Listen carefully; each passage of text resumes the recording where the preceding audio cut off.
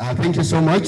So, right about this time, I would like to remind every one of us, you are welcome to this wonderful function.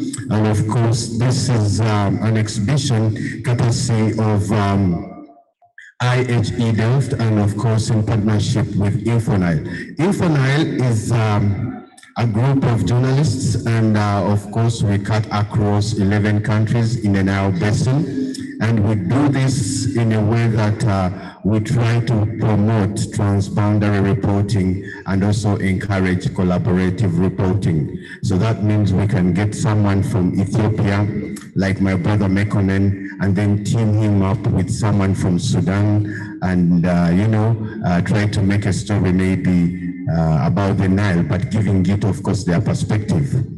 As we try to arrange ourselves, I would ask each and every one of us to come and occupy these black seats, these seats that are, dressed up in black, so that, we can be centered, we can be centered, because when I'm at the stage and then someone is seated on the left or on the right, extreme left or on the right, it's hard sometimes to communicate. But when you're seated, quite in the middle here, we communicate easily. Uncle Tonyo Gerard, thank you so much. We hope to hear also from you. Uncle Tonyo Gerard is one of the most knowledgeable environmental, journalists we have here. He has won lots of, awards. I was, joking with him and telling him that if these were like, how do they call those? Like medals? Yes. Those medals they usually give out on that Heroes Day. In Uganda here we have Heroes Day, and they usually give out medals for those outstanding personalities. So I was telling Tenyo Gerald that if at all he was to wear every award he has gotten, he would look like our former president, Benjamin himself. But we appreciate that, yes, you make some time for us every time we call upon you to come. We want to appreciate each and every young person that is in this building that is taking environment issues, at heart. But of course, we are here to celebrate photography. We are here to, interest you in photography and to interest you also in an aspect called storytelling, but using photographs. So it's a very wonderful thing we are having tonight. I don't know why I have that kind of hissing in the microphone. It gets me a little bit, a little bit crazy, but yes, I hope we can have some clear sound. The sound, people, please give me some clear sound. I hear the hissing and it doesn't do me good. In our presence, we have a saxophonist, so we will hear some music from our brother. Really, thank you so much for making time to come. And of course, we are trying to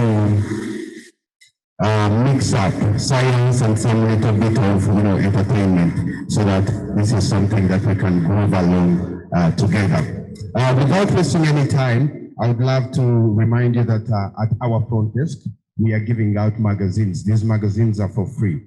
And of course, these magazines have they have each and every story that you see that is portrayed up there on those walls. So if you want some insights about those stories, kindly please, go get this magazine. It is for free. It is at the front desk. Or if you can't find it, try to look for a lady called Maria. Maria should be in position to give you one of these copies. We also have a brochure that I think it's really important for you to have. Today, on top of what we are doing, we are celebrating NileWell. NileWell is a platform that InfoNile has come up with, and this is to bridge, the gap between scientists and journalists. And so if you want more, more information about it, kindly please also get, this lovely small piece of paper and try to read what's on it. I know reading is not our best, of things, but with science, you have no option. You have to read some bit of, things for you to be in sync. We thank you so much. And right about this time, I want to know what's next. Someone fill me in from the programs team. Someone should come in and let me know what's going on But I want to let you know that we have drinks for you tonight. We have eats for you, so don't mind about the coldness. We will take care of that cold stomach. Okay, we'll try to feed you so well. And yeah, we will have some great music. Like I've told you, we have a saxophonist in the building. And of course, we will have a great experience of networking. We have some questions for us on the other tables. I really want someone to work on the microphone. I'm feeling really uncomfortable with it. Uh, the sound, please. I feel really uncomfortable. Can I have another mic? Can I have another microphone?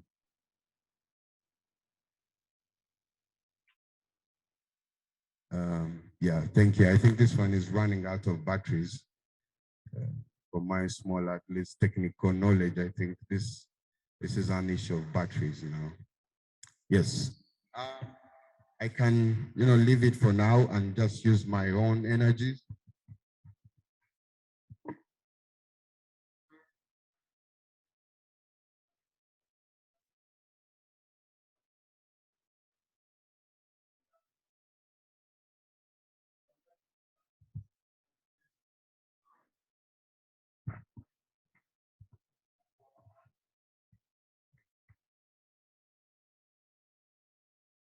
Hey, hey, check, check.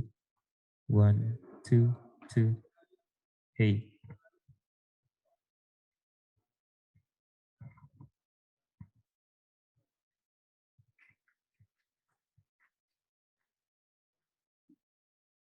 Mekonnen is from Ethiopia, and those of us who know Ethiopia, Ethiopia is one of those, brilliant countries that, as, we as Africans are proud of, and we're proud of whatever that is going down in your country, Mekonnen.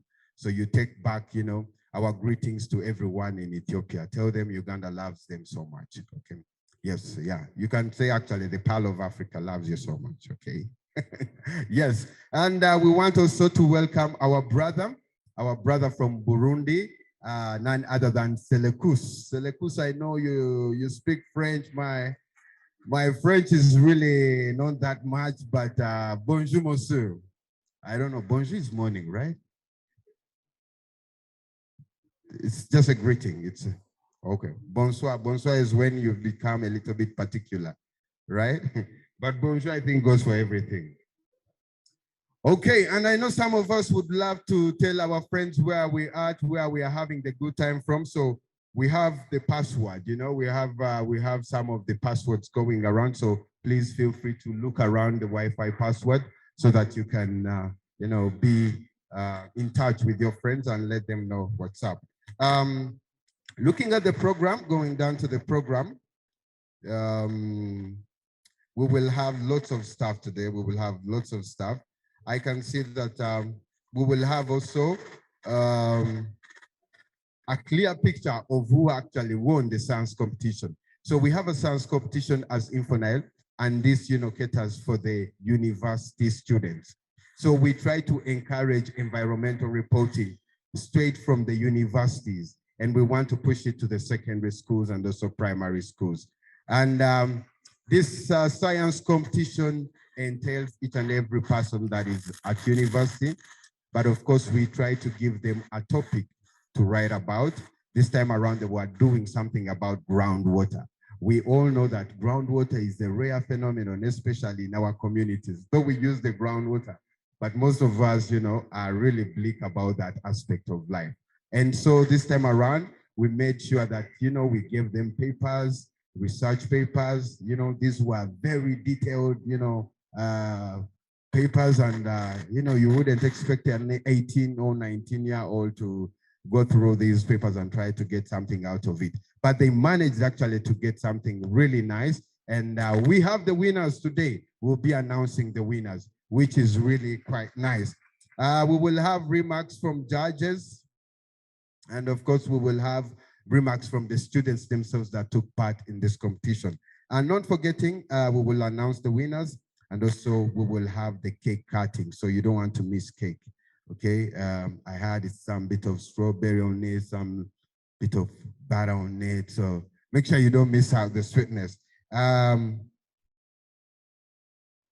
mind Curity. Curity is our communications person, so she must make sure that whatever I'm communicating is right on the dot. So right about this time, I can see it is 5:40, and we should be getting something, remarks from the people that have hosted us today, and that's the people from Motive. I don't know if we have anyone from Motive available, but if we don't have anyone representing them, we could actually go ahead and also, introduce to you some of our partners. As Infonile, we don't work alone. We work with, other partners, other, mind-like, people. And in those partners of ours, we are glad to have a gentleman who has been in Kenya, who has been, part of this great university. I'm talking about Aga Khan University. This is a gentleman who has, really tried to make sure that the stories about water are also, talked about in our local media. And that's other than my friend, Alex. Alex Talema, thank you so much for showing up. We appreciate. Alex is from Last Drop Africa. And Alex, thank you so much for showing up. So Alex, as I conclude, you should be getting ready to come and, say a few things or two about our partnership and how we are treating you good. Don't forget that, how we are treating you good. I must remind you, Alex, that if I get to hear anything not quite good, the cocktail you might be cut out, So, yeah. And from Alex's comments, of course, we shall have remarks from our partners also from Power TV, and that's the Pearl of Africa TV. We hope we have a representative. I was told Bismarck was supposed to be here. Bismarck, I don't know if you're around, but in case there's someone from Pearl of Africa TV, please make sure you are also ready. From there, we shall play the NileWell video, and that's a video that will basically explain to you what NileWell is all about. So for now, allow me to invite Alex. And Alex, please. Alex is a big man. He can't just come on stage with us. Yes, Alex, please. This stage is meant for you. My cocktail will be taken away. It's part of why I'm here. It's been a long day. Good afternoon, good people. Happy to know that we have some like-minded people from across the region. Very pleased to welcome you to the heart and the pearl of Africa, which is Uganda. You're most welcome. Bonjour, my friend from Burundi. My name is Alex Taremwa. I'm the co-founder at Last Drop Africa. Last Drop Africa is a newly founded media non-profit that is trying to do some climate change storytelling. Some of the motivation for starting Last Drop Africa, like my friend Andrew has mentioned, is while I was in Nairobi doing my master's in digital journalism at Aga Khan University, Kwaja School of Media and Communications, I felt the urge. Previously, I was a very hotly charged political reporter. I worked with the Daily Monitor, I worked with the Observer, I worked with a community newspaper at the UCU, where I studied journalism called The Standard. I contributed to The Standard in Kenya, The Nation in Kenya.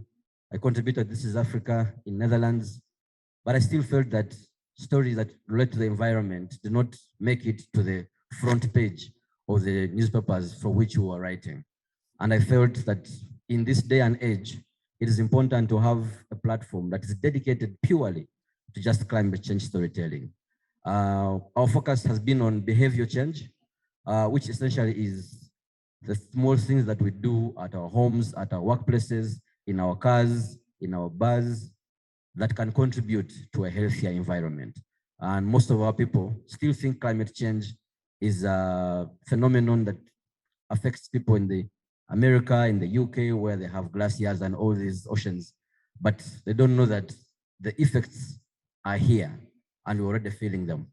So we've been doing podcasts, which is part of our partnership with Infonile.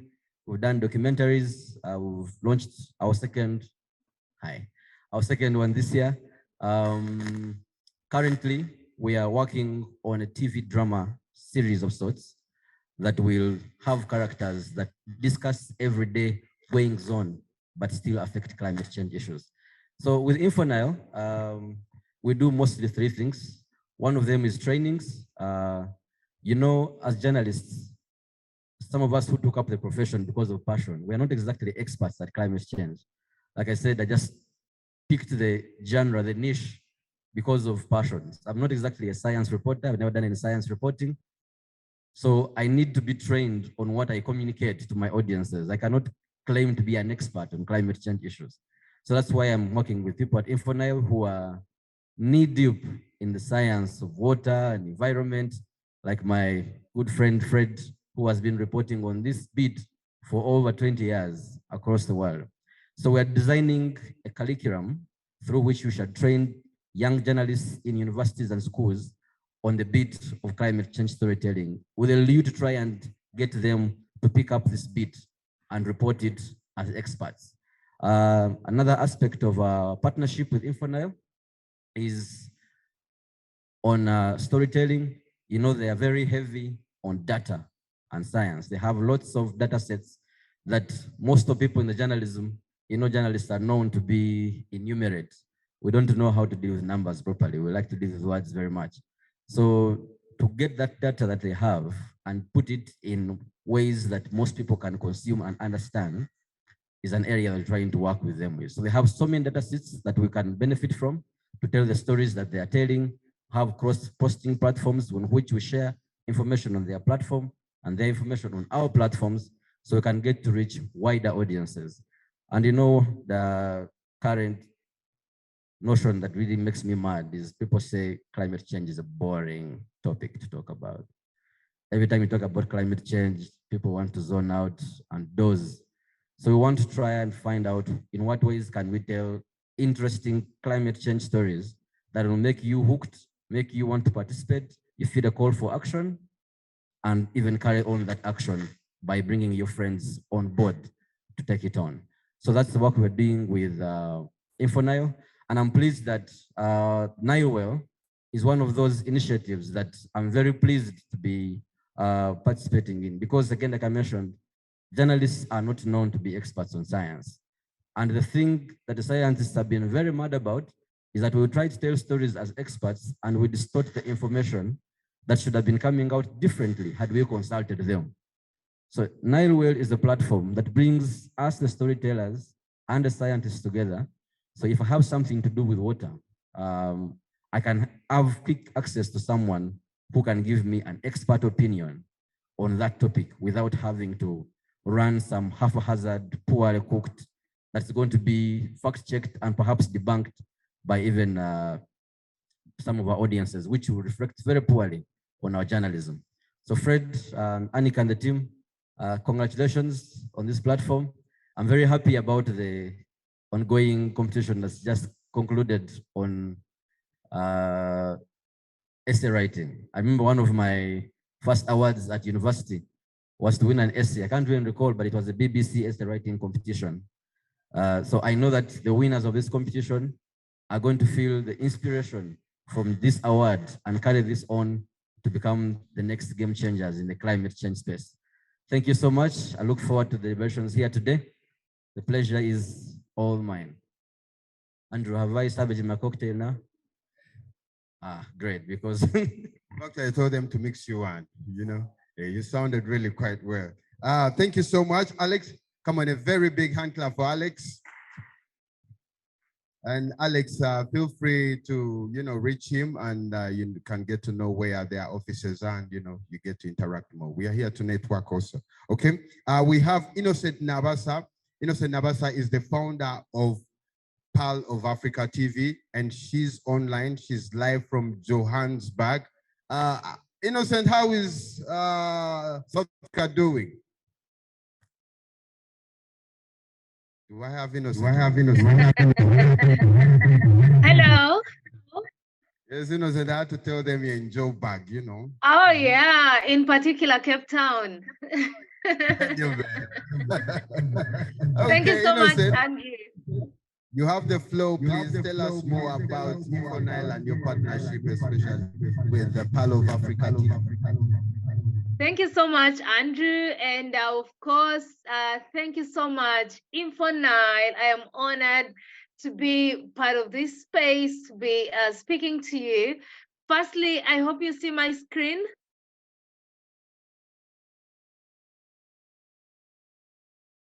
Andrew, do you see my screen?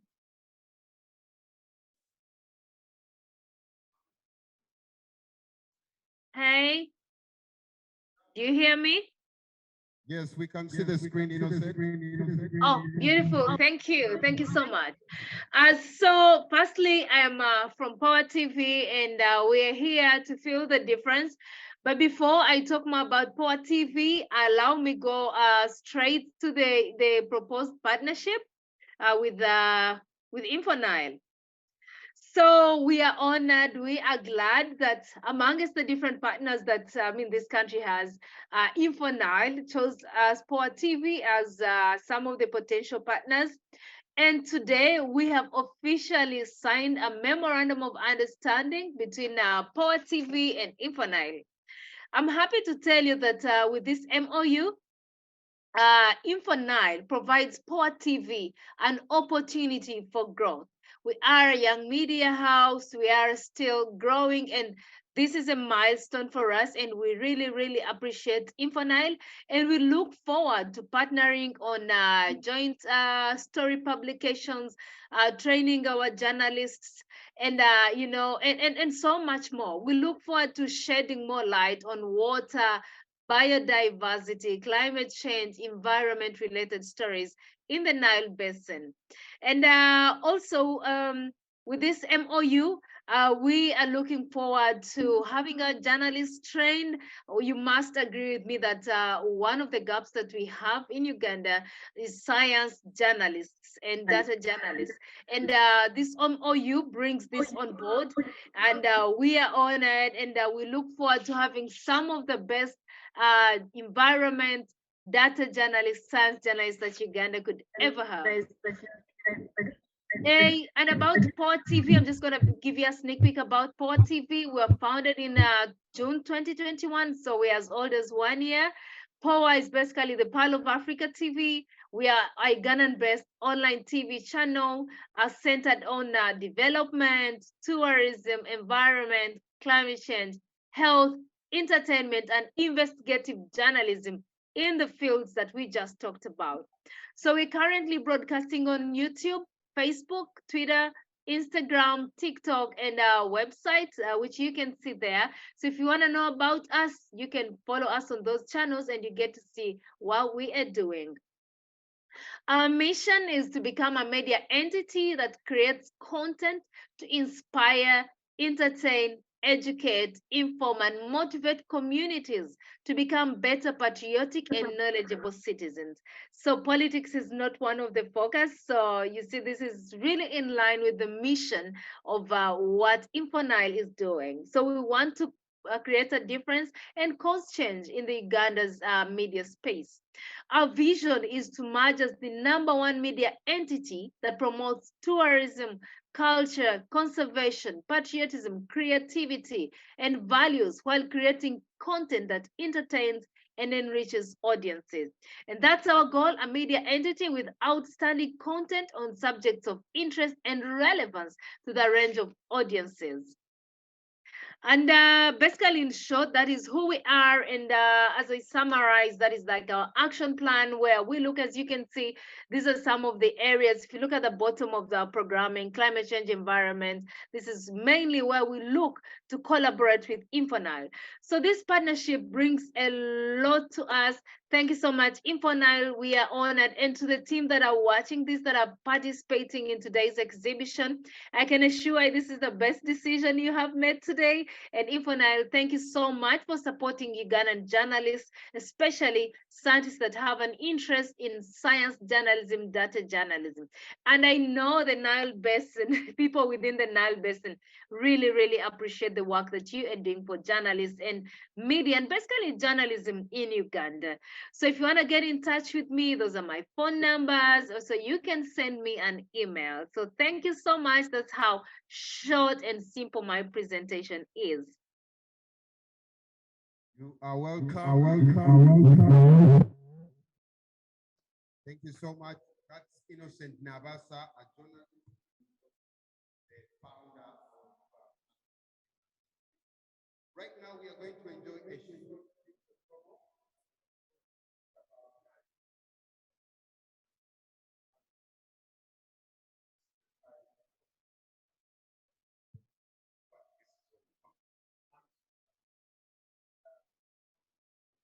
Part of us, go ahead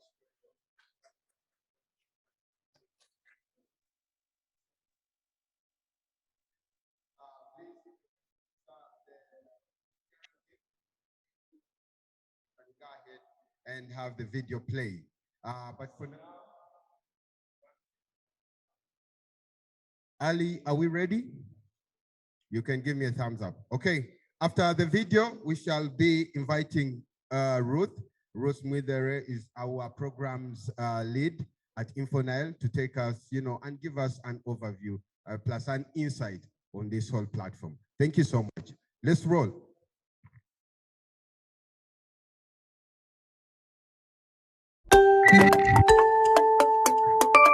My name is Alice from InfoNile. Welcome to NileWell, the first online platform that connects environment researchers and journalists. My name is Gerald Tenua. I'm a senior multimedia journalist working with a New Vision newspaper, and I've been working there on environment. Hi, my name is Alice from InfoNile. Welcome to NileWell, the first online platform that connects environment researchers and journalists. My name is Gerald Tenua. I'm a senior multimedia journalist working with a New Vision newspaper, and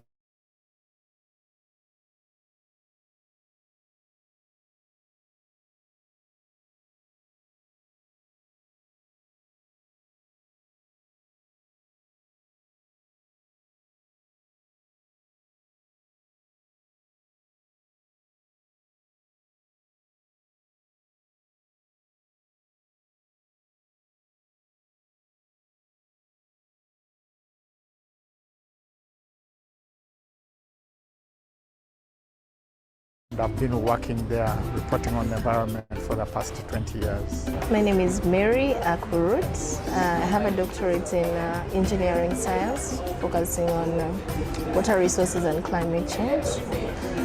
My research interests are in water quality, climate change around Lake Victoria, and I'm currently working with the Uganda Electricity Generation Company as the manager dam safety and water resources. The scientists believe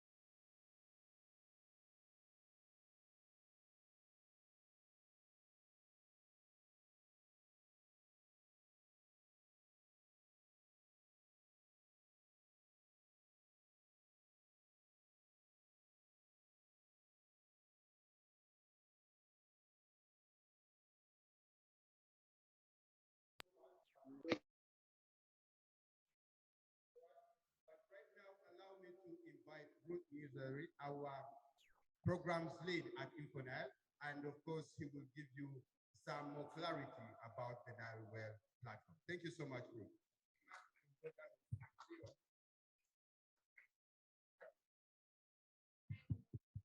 Hello.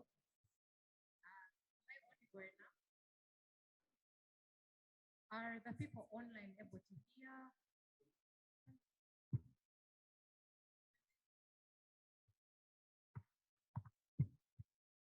Hello? Ah, okay. Thank you once again for coming today and for being able to attend this. So I'm here to tell you about NileWell and help you sign up if it's possible.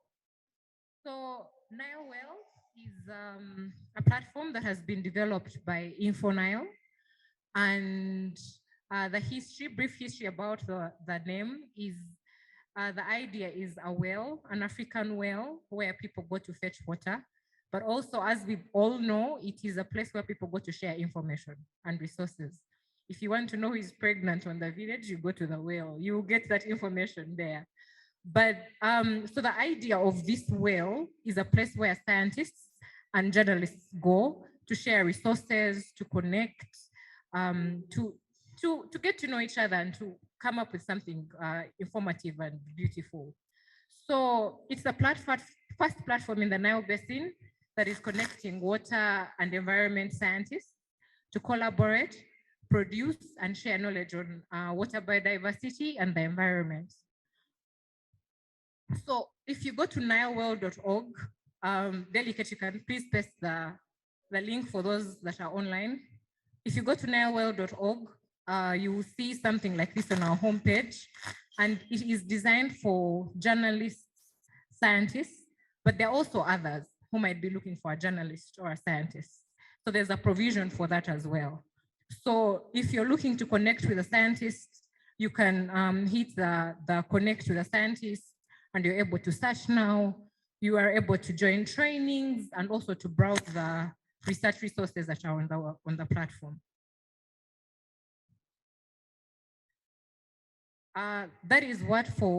That's what we have for scientists. They're able to connect with journalists, post their research data, and also join training. We know before we did this platform, we did a baseline study for scientists and journalists all over the basin. And we realized there was a very huge gap, and mainly the issue was trust, the differences in timelines for scientists and journalists.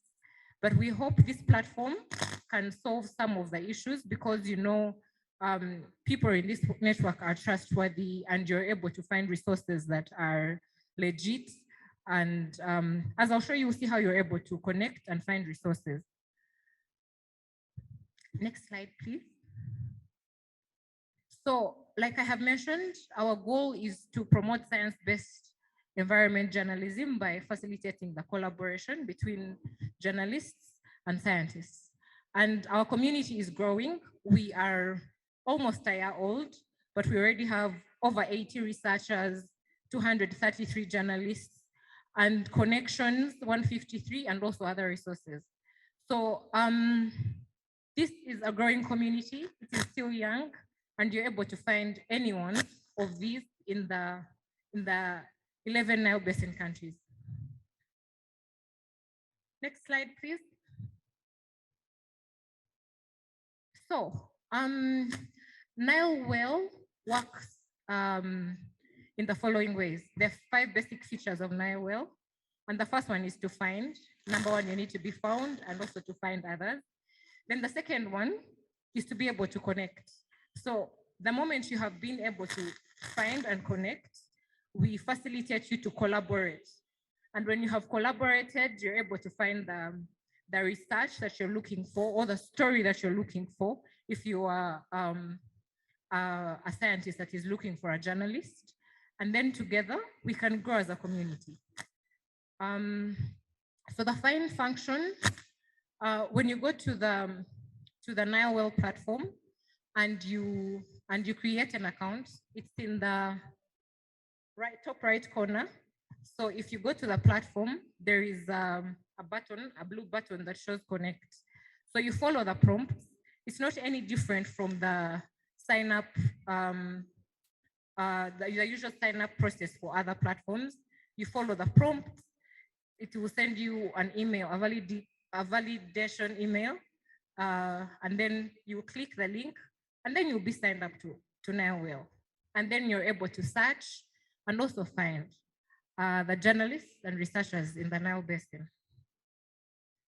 Yes, so once you have connected, you are able to follow people. For example, if you're interested in Frederick Mujira, you can follow him and you'd get a notification when he posts something new. Or in case you want to directly connect with him, when you connect with him, he accepts the connection and you're able to communicate through your emails.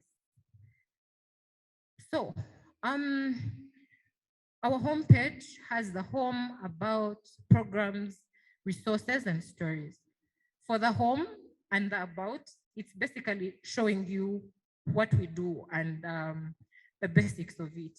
And then the programs tab has five categories for data journalism mentorship.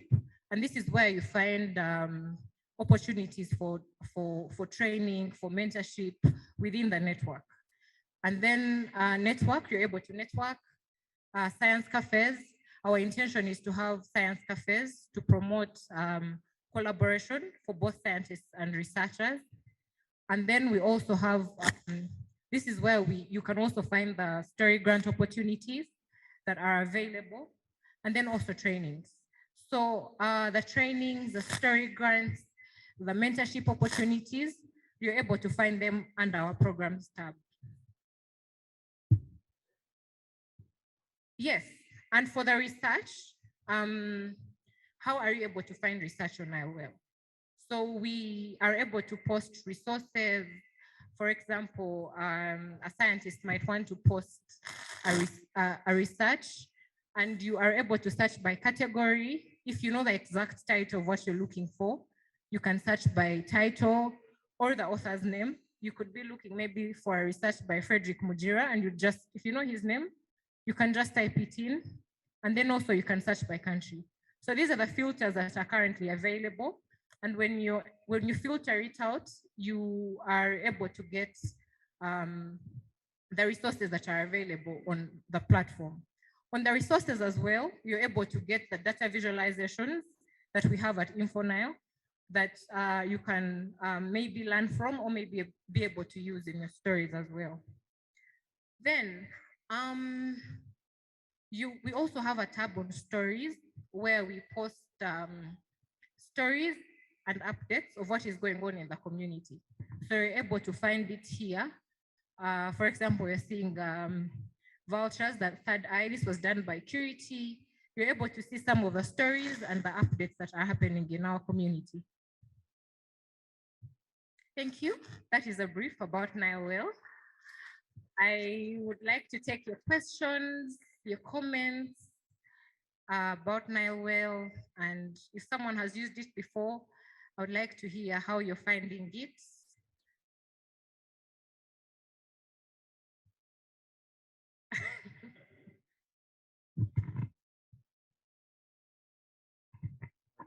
Thank you very much, Ruth, for your brief and very nice explanation. So I know that it has been how many months? That 1 year? Yeah, yeah. So my question would be that how do you evaluate its interactions between maybe the scientists and the journalists that you are aimed to, and are scientists willing, and are they there and sharing information as a journalist? I want to know that. Yes. So like I showed in the first slide about, so far we have over 153 connections. And that means these are people that have connected on the platform in this short period that we have been up. So we believe that the science community, especially in the Nile Basin, trusts the InfoNile network, and they'll be able to trust the pool of journalists that we have here. So it's going to take some while to follow that impact, but I think so far so good. Yeah. Any other? All right. So please go to NileWell.org and you can be able to sign up.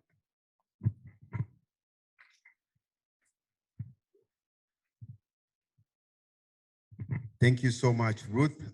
Ruth is a humble teacher who asks, who has a question. And we had a teacher back in secondary, and whenever I would say, have you understood? And you'll say yes, we would ask you a question.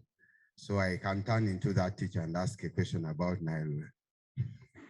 You don't like that, right? No. So thank you so much, Ruth. That was really insightful. But I want to right now invite Delicate.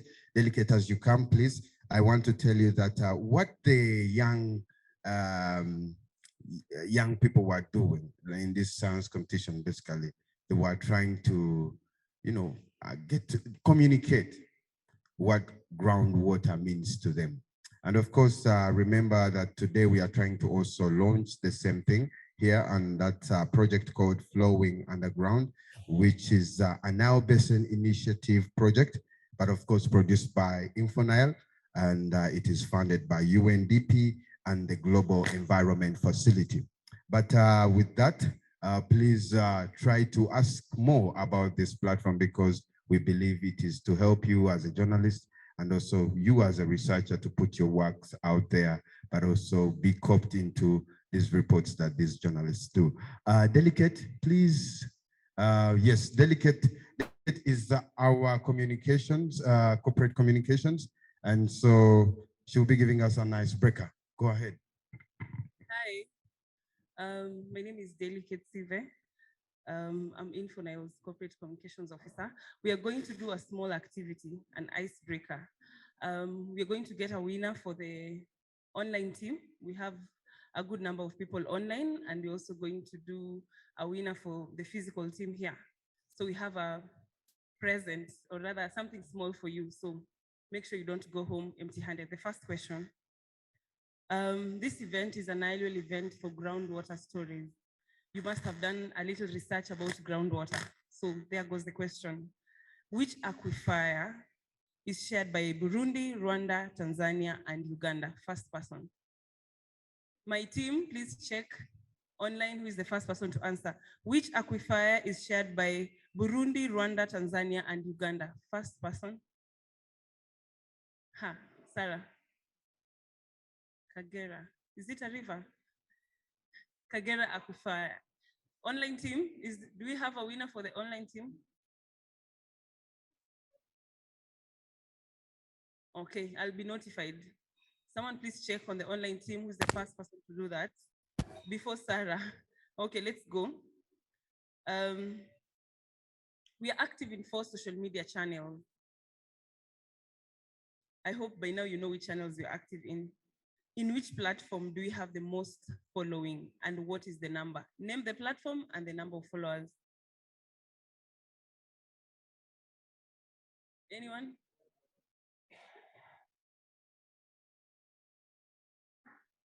No one knows? One?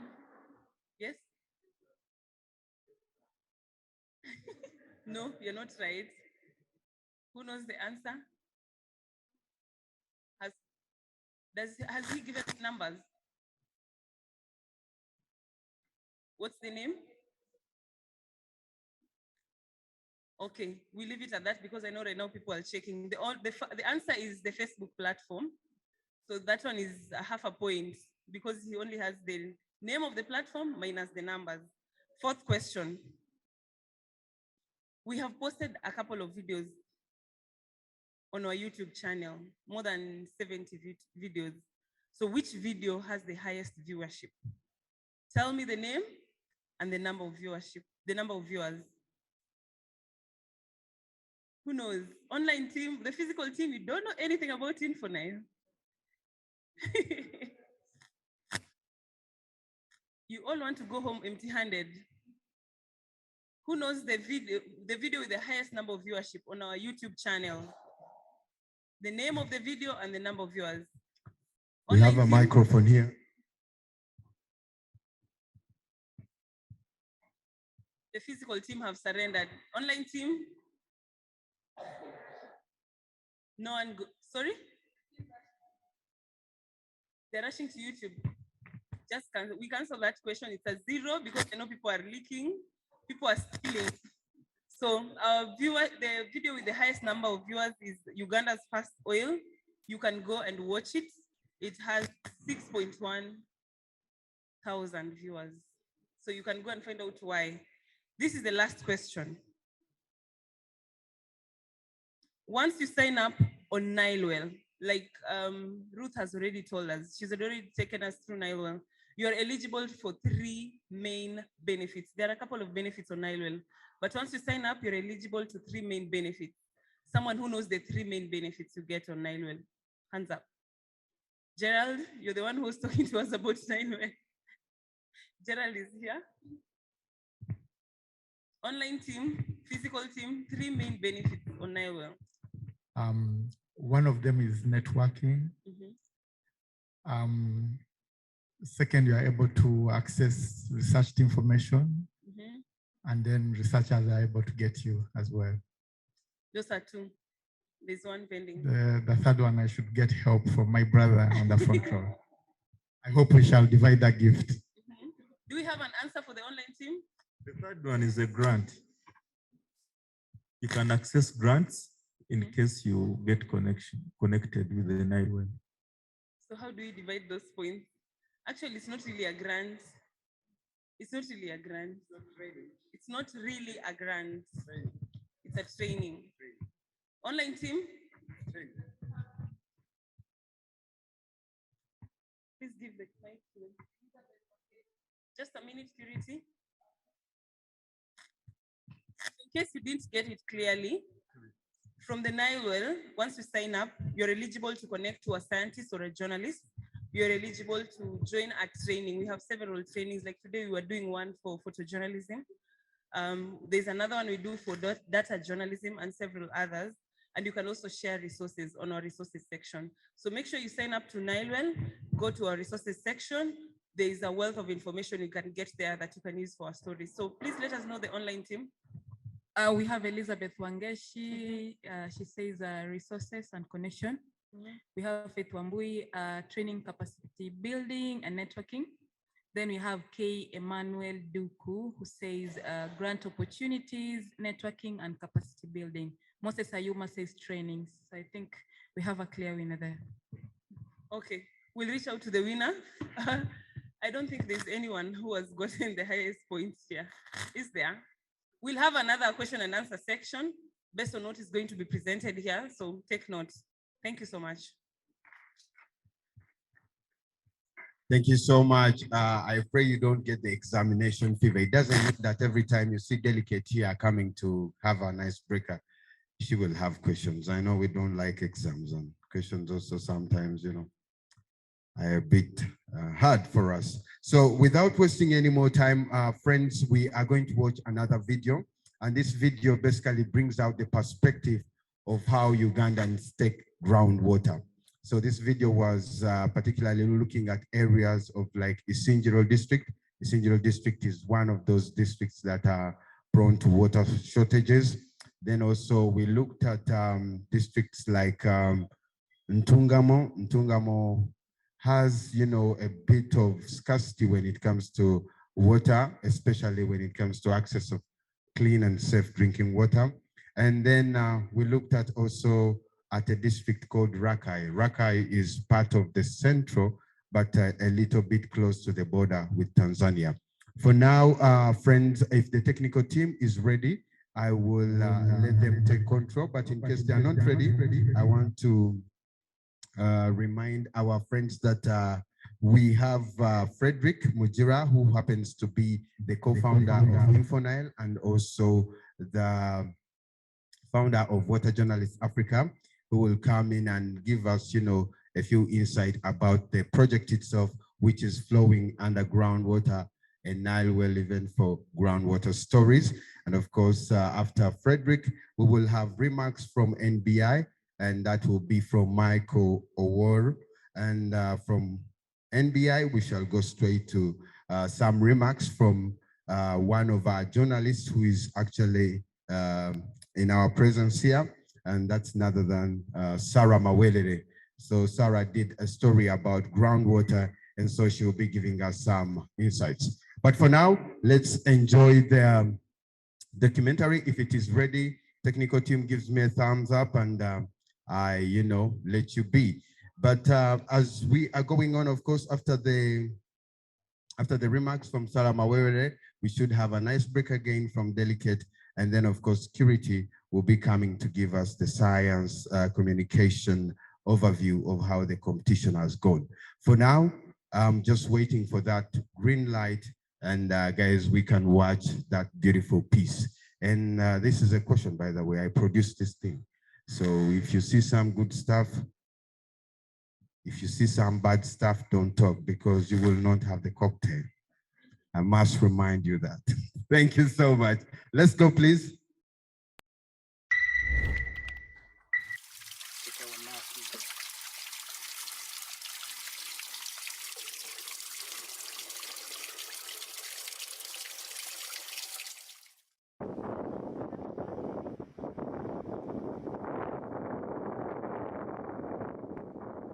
Chikarumu abahindi bakaretwa gavumenti abahindu nibo bakirumire bagira ngo batwereza amaizi ahubwokuba kunuye ekicweka tutwine amaizi wadde n'obukakuba ka tanka n'obukakuba ka nayikondo tukariyo hati ngo baturumire amaizi aha kandi twine n'emisiriseri batuteremu oruguuto rwagati tucwekanise okwambuka seeri tubara kitukorire batugira ngo nibaza kukora fezi ya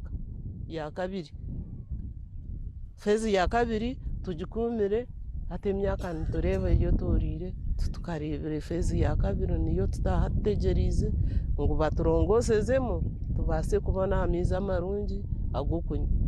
As of now, we construct dams for different purposes. One of them is flood control. We don't want people to die of floods. Another one is the activities which can use that water, not necessarily human beings. For example, you might actually find that animals are drinking, depending on how salty it is. But also some of that water can actually be used to irrigate some crops which are salt resistant. So that dam doesn't mean that it's completely useless. So maybe what we need to do is to get people to know you can use the dam for these activities. When it comes to drinking, then there is another option. Otherwise, if you cover it, then you are missing those other opportunities. Amaizi nigo magara.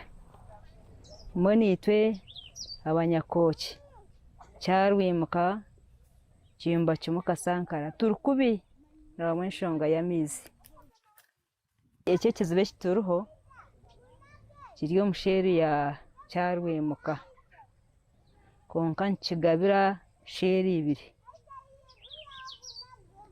Ate obwire obu amaizi gayo nigahwamu kuba nigareetwa enjura tutema emifuregye egiiha okwo omu nsozi eteekamu konka hati gayo nigahwamu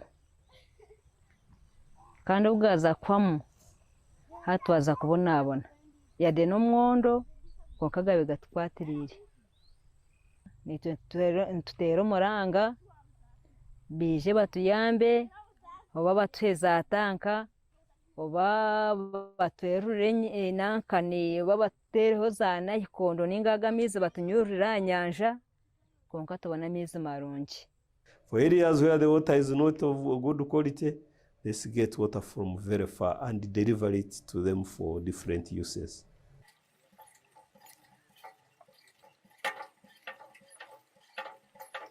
Groundwater is under increasing demand. We are having many people who need to get this groundwater. We are having this groundwater in urban areas being used to supply hostels, schools, industries, but also now we are embarking on groundwater movement for irrigation. and industrial development. So groundwater is under a lot of pressure. We have a lot of groundwater pumping happening, but also a lot of pollution happening again, because in many areas people are using fertilizers for agriculture, they are using pesticides, but people are also using pit latrines, which are constructed in the groundwater, and also septic tanks. So we have challenges of pollution in some areas, especially urban areas. We have also some challenges of over obstruction of groundwater in a few other areas.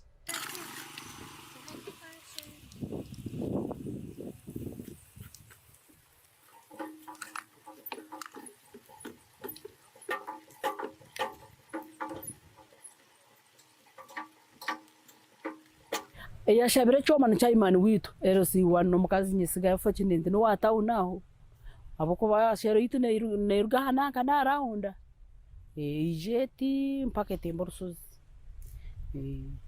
mwe tushabire agamba abantu banje ati mutwaraza akashumba ebyoma kandi hano mutawuno kansoba rero batahamize mabe ngwangu ruhimbo binama bine tapu zabo fo chineta tapana tugende bamudinago motoka karere bamugobeza hakwita niyo muhara wa mukadeja nenshi tuzamize manya gutwa bintu twatubine hakazi bakati bagira ki bagareba mbamizi kagatara marunjaga ebo hakugwa mwe bwana byembwa hakugwa muki burgamu nito turagazaho tutahabwa kwatkatubine cyo kuchukora batkaye ngwe cyo matwachiba bachimbe kandi kizakashumba fochi nente kunyesiga cha imani witu ngwe chitureti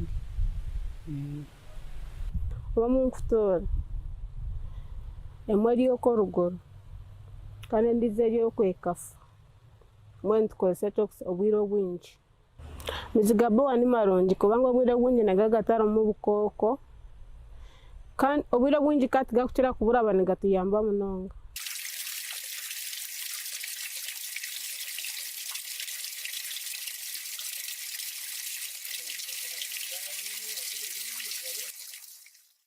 ogumudomo go kureba niyo rayifrayini y'abantu bitojo especially nka trading center nangwa na nirwaruro ryitojo okwiye kugira ngo irwaruro ryitojo nirye generating ramizi konga inana kese hagera nke cyabaho hakafa nka pump yabo omushaho omwana womushaho omuruwire trading center orukurabamu bona nabatahamuga nogo so aka I hope now we have, some insight about what groundwater is. You can see how it's a lifeline for most towns, how it's a lifeline for most communities, especially in the rural areas, but also in the urban areas, like how Dr. Kalis, the commissioner at the Ministry of Water in Uganda, just hinted in that documentary. Right now, allow me to invite Mr. Frederick Mujira. And of course, I should remind you this, that Frederick is my boss. He's the co-founder of InfoNile and of course, the founder of Water Journalists Africa. A very big hand clap for this great man as he comes to give us an insight on this whole event. Thank you so much, Andrew. What Andrew didn't tell you is that he's our pastor. Yeah, he's our pastor. And he's the guy who filmed. This is his, Yeah, and again, he edited it. Andrew, thank you so much. Yeah, who knew that there is something flowing under where we are seated? Sometimes as journalists, when we are writing these stories, we just go for what we can see and we never write what we cannot see. Something underground. So I just want to take you through how we did this project, and probably I will have my slides on. Okay. So I just want to take you through how we reported on the project, on the story. You saw the documentary Andrew did. It is part of a bigger project, which I will take you through. So Andrew, at the beginning, Andrew took you through who we are. We are, if you want to show the first slide, what I can say on the first slide is that I have done a lot of stuff in life. For the last 15, 18 years, I've been reporting about water, doing journalism, with these guys, with Tenua, and we've been writing stories about environment, water, Yeah, this is what I've done in life. So Water Journalists Africa, InfoNile, who we are. Water Journalists Africa is a network of journalists in Africa who report about water. And I started Water Journalists Africa in 2011. So under Water Journalists Africa, we have a flagship project called InfoNile. InfoNile is a flagship project of Water Journalists Africa and a cross-border group of journalists. We are in 11 countries in the Nile Basin, and we do pure geojournalism. We've been doing this for the last 5 years. We're gonna have a cake today for completing 5 years. Eh? Yeah, you take a piece. Thank you so much for clapping. Eh? Yeah. So I told you guys there is something flowing under where we are seated, and we wanted to explore that. Nile Basin Initiative, our colleagues came to us and they wanted us to work with journalists to explore stories of what is flowing underground. Do communities know about this? Eh? So we focused on Kagera Basin Aquifer. Kagera Basin Aquifer is shared by Burundi, Rwanda, Tanzania, and Uganda. And this project started about May this year. Yeah, so we gave grants to journalists in those countries, and we worked with 8 journalists. We do purely collaborative journalism, and we wanted these journalists to work together. So then they share resources, they share sources, and bring out stories that we would want them. So we published 13 stories out of this project. And these were published by over 10 media houses that we can count. Some we probably they later published. And also social media, we never put this. I told you we did a collaborative journalism project. And we paired these journalists. I'm gonna show you some of these journalists later. But the map you see over there is for the Kagera Basin Aquifer. You're able to see Rwanda, Tanzania, Burundi, and Uganda, and the parts that are in the Kagera Basin Aquifer. Yeah, for some of you guys who may not know, especially make known, this is part of a bigger project that is done by Nile Basin 10-year project that looks at 3 aquifers. Kagera Basin Aquifer, we have Mount Elgon Aquifer, which we are working on right now, bringing together journalists in that region, Kenya and Uganda. And the other one shared by Ethiopia and Egypt. Yeah, which we will work on later. We could go to another page. Yeah, so these are some of the stories we published. I did this one together with Sarah. Sarah, who is here. You're gonna be talking about what we did. Yeah, this is a story we worked on. I looked at different districts in Uganda. Sarah worked on Rakai, and this is what we published. For Uganda, Sarah did radio. Yeah, so she's gonna talk to you about that. We went to Burundi, probably you know Arvit and Gaspard. So we worked on these stories, and they focused on groundwater, you know, how it is bringing smiles to communities in Burundi, you know, how Burundian women are championing actions to conserve and maintain groundwater. Yeah, another page. Yeah, these are some of the stories we worked on. And this is for Hadija in Tanzania. You can see over there. It was published by her media house. And yeah, we also worked with another journalist in Tanzania called Prosper Kwigize. Yeah, and also before you go to another page, you can see what we did in Rwanda. What is so striking for stories in Rwanda? You would see, for some of you guys don't know that Rwanda can get dry. Yeah, so these guys explored in the eastern part of Rwanda that gets dry. What do they do with groundwater? And these are good stories that you guys can read. Yeah, but also we did 3 podcasts, which Andrew produced, and also the video that you have just seen. Yeah, it's part of a bigger project. And this bigger project, we called it Flowing Underground. So we brought together all these stories that you have seen, including podcasts and videos, and we told this using geojournalism techniques. We've already talked about it. Alex talked about it. So we, under geojournalism, we We use data visualization, drone imagery, and maps, different techniques to tell this story. Some of you guys have been practicing geojournalism. Tenya will tell you. Yeah. Do you have another page? Yeah, so you would ask yourself, so when you're doing these stories, what do you find? What do you find? Is it just a matter of writing stories and we have them published by our media houses? Or also as journalists, we learn a lesson. We learn a lesson from these stories. See, so we found that groundwater is little known in the region. I can ask you guys, when you as a journalist, when did you write a story about groundwater?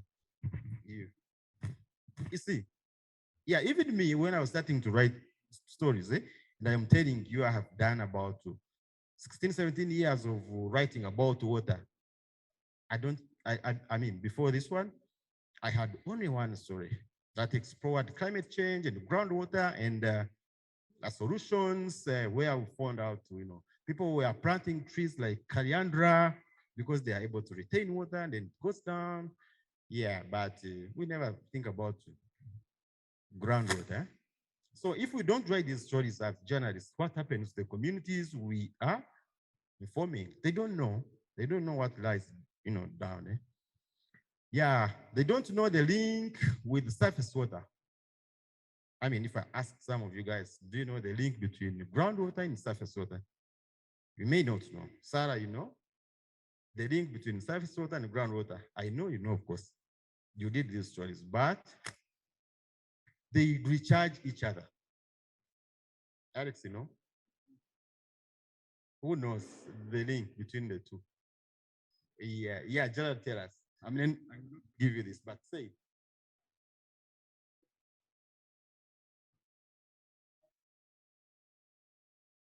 Yeah.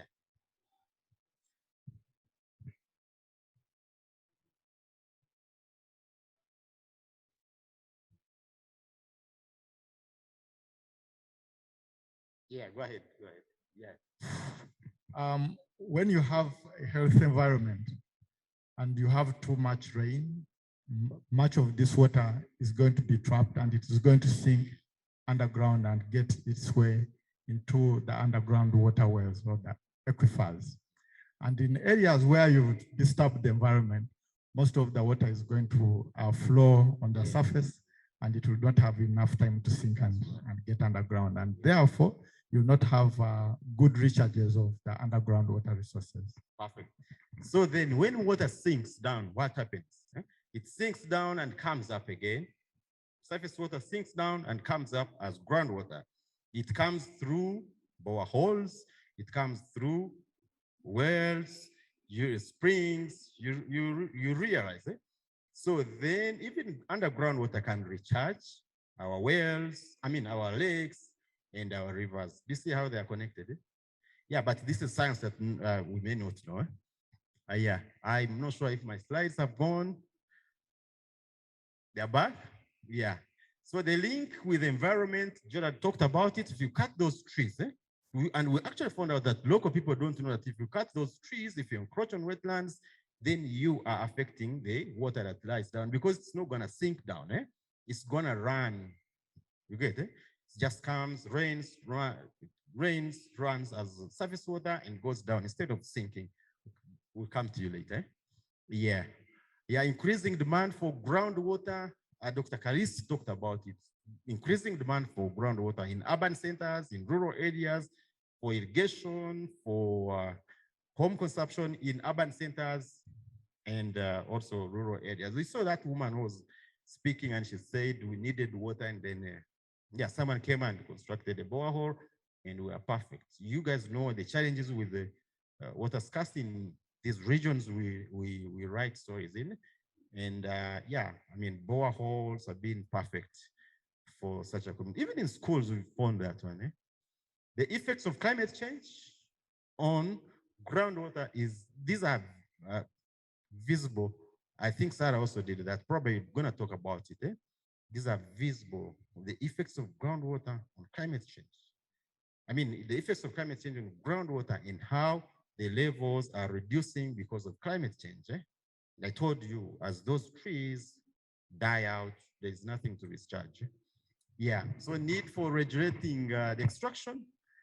We need better alternatives for, I mean, this is a better alternative for poor communities that are not able to use the national water. I think this is the last slide. Yeah, so we're gonna end here and go to the Nile Basin Initiative.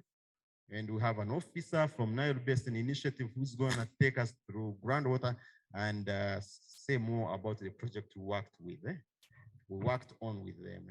Yeah, over to you.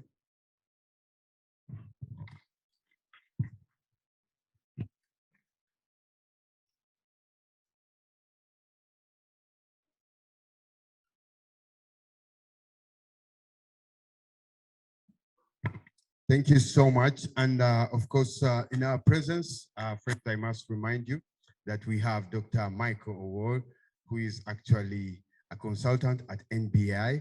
And right about this time, I would love us to welcome him to come. Is Doctor around? I'm told he's around. He's online. Oh, Doctor, sorry about that. I thought you are, around. And but let's just go ahead and you can brief us about groundwater and the insights that are related to that interesting topic. Thank you so much. Yes, good evening. Can you hear me?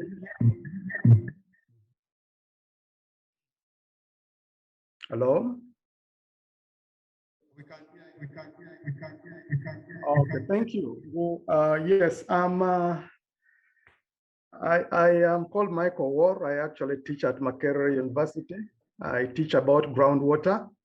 So I just wanted to share a few slides about what we've been doing together with the Nile Basin Initiative. I don't think I have enough time to go through all this, but I'll try to get through as many of them as possible. So please permit me to share my slides.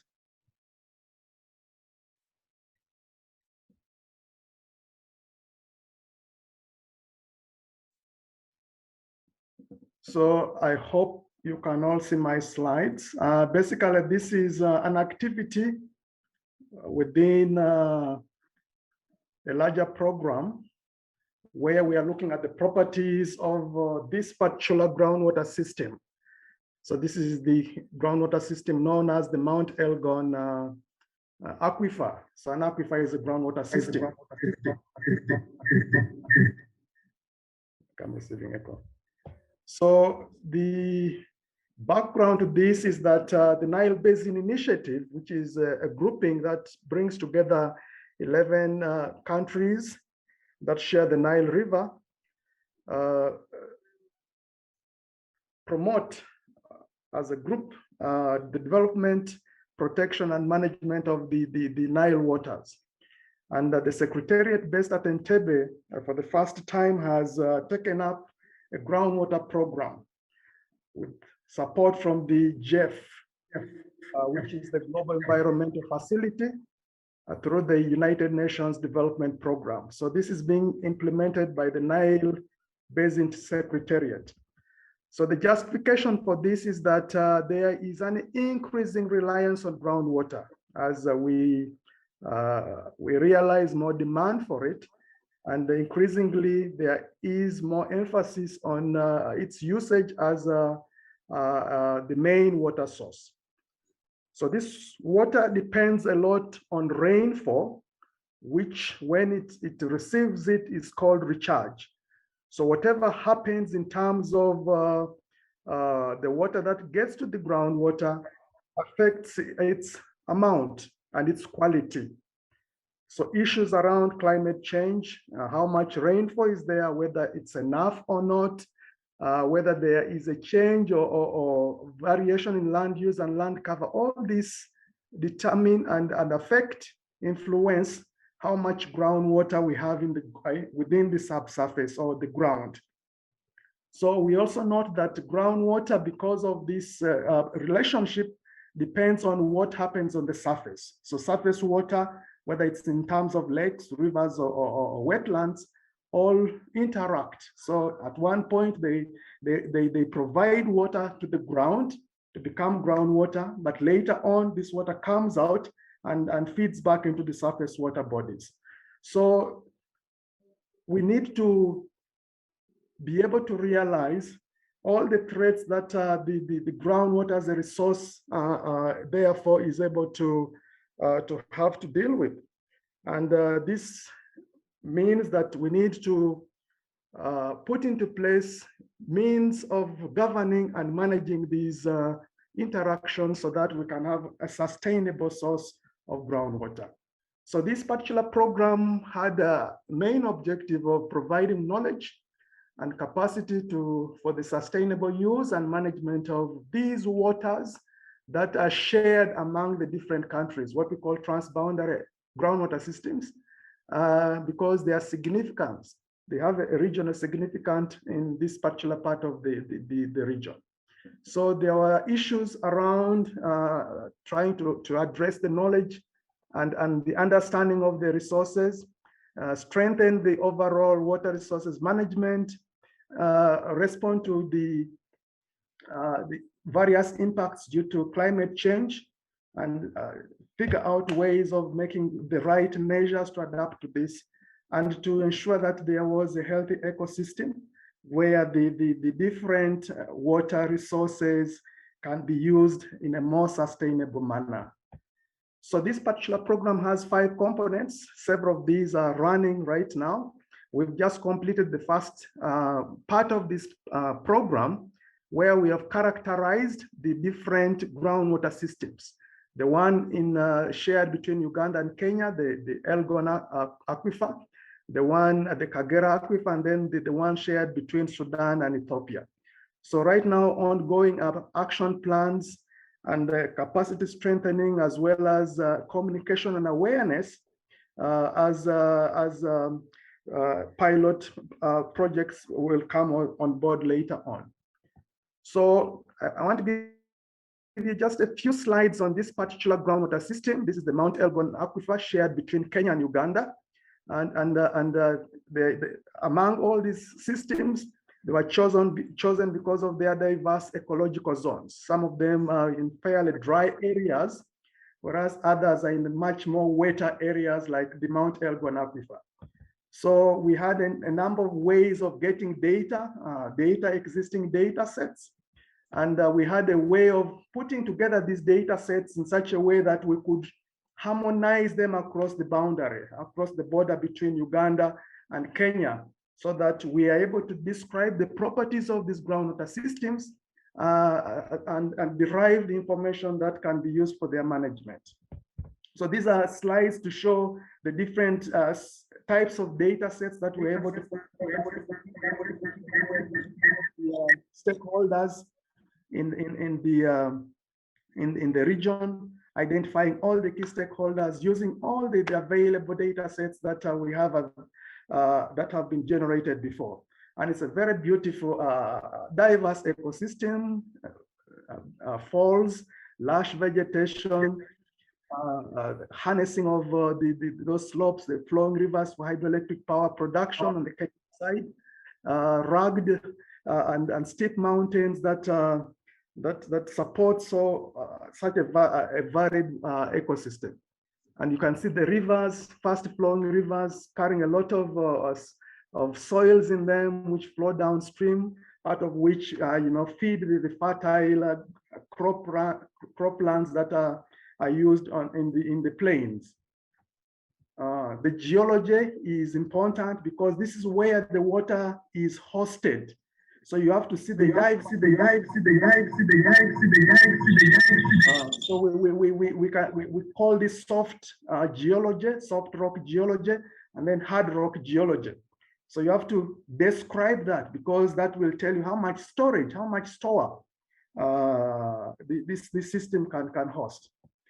There are various sources of groundwater, hand pumped wells, springs, what we call gravity flow schemes, surface dams, shallow wells, deep boreholes, the whole range of them, supporting the various users.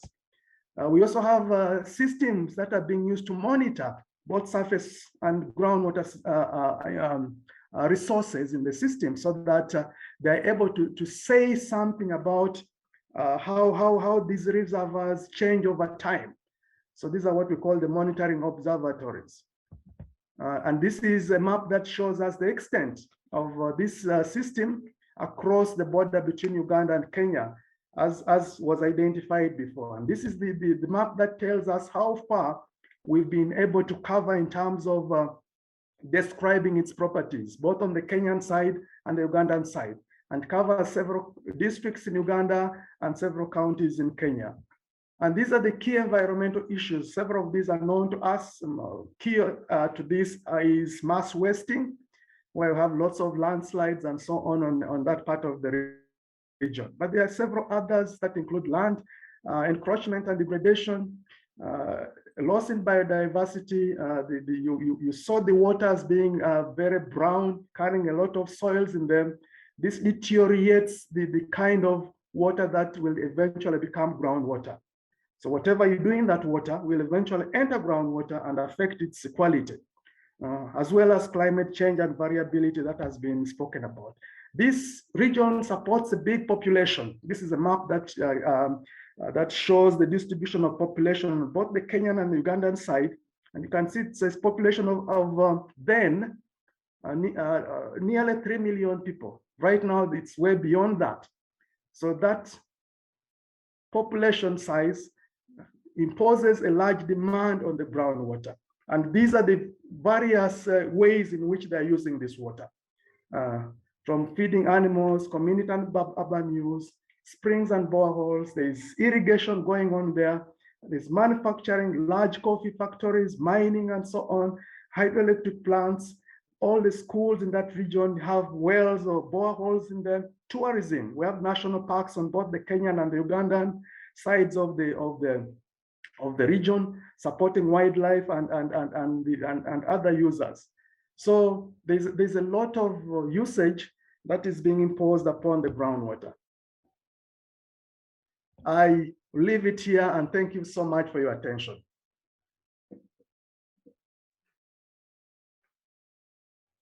Such knowledgeable piece, and I hope we have taken something from his presentation. Doctor, we do appreciate your time, and we know that it is past 5. You shouldn't be working, but taking the time to speak to us is really a privilege and an honor. Right about this time, we have had men talk to us. This time around, allow me to present to you a lady, and this is a lady journalist, so she has done a story at least about groundwater. And Sarah Mawere is from UBC. UBC is the national broadcaster for Uganda. So Mekonon, if you're in Uganda, basically you should be watching UBC to get the national news. And we so happen to have Sarah Mawere here representing. And please join me as we welcome her to give us insights on how she did her story. Maybe you could copy a leaf, about how you can do groundwater stories. Thank you so much, Sarah. Over to you. Good evening, ladies and gentlemen. My name is Sarah Mawere. I'm a journalist. I've been a journalist for a long time. I can say over 18 years. And I work at UBC. UBC is Uganda Broadcasting Corporation. It is the national broadcaster in Uganda. I majorly do radio. I've been a radio journalist and I do radio, and I belong to the radio section, and I work there as a content producer. But I also report. I report news on UBC, both UBC radio and the UBC TV, but I also correspond to some international outlets. This particular story is about groundwater in the aquifer, which is the Kagera aquifer, which is popularly known in Uganda as the Kagera, the river itself, but we are talking about aquifer. You've heard the scientific knowledge here by the scientific people. I've explained what groundwater is. So basically, me, I am just going to talk about this reporting project and on our story that I did participate in, both me and Frederick Mujira. and as we were supported by InfoNile to do this piece with support from the funders, the Nile Basin Initiative. So this story, I did the radio piece as Frederick was doing for print, and we pieced up everything, and online it appears so beautiful, and you see the audio, the video, the pictures, all the data, the statistics, and the whatever. So basically for the radio story, we had points where we were doing the story. As you know, this the aquifer of River Kagera, which runs from Burundi through all those points to Uganda, shared by so many countries. But me and the Frederick, we divided ourselves. Frederick took the other side of Western Uganda, as I concentrated on the points of Rakai, Chotera, and the East Singiro districts. What I could just talk about or share about is that for sure, climate change is affecting this aquifer, and so many people, the livelihoods that depend on this river are facing enormous challenges. And mostly people who utilize the aquifer or the aquifer of the Kagera are herdsmen. They are cattle keepers and they are farmers. And how they are affected because of climate change, the aquifer, the scientific way of how this is working is that there are effects when climate change happens.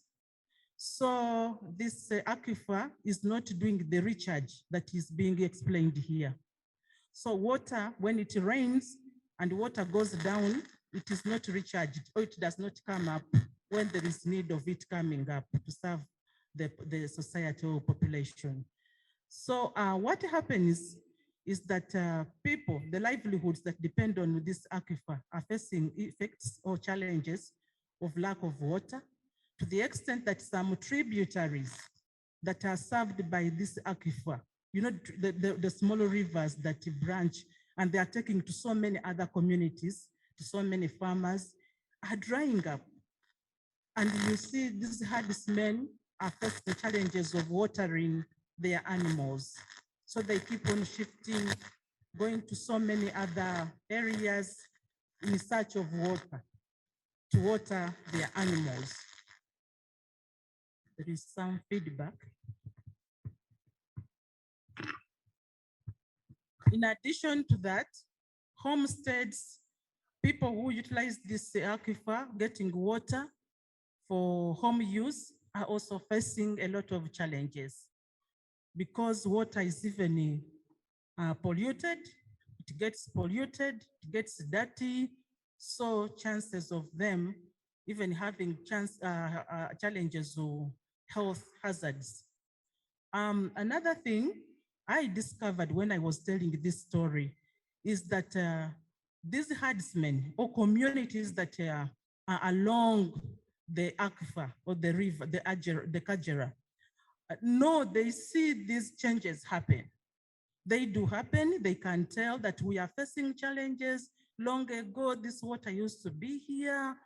Even if it is very hot, it's a hot season, water was persistently here. What they are forgetting that human activity of maybe encroaching a lot on the boundaries of the basin is affecting or creating all this. So these are the communities that require a lot of sensitization. It requires a lot of policy intervention. It requires a lot of provision of solutions for these people so that activities are not maybe interrupted in one way or the other, and maybe life becoming very, very difficult.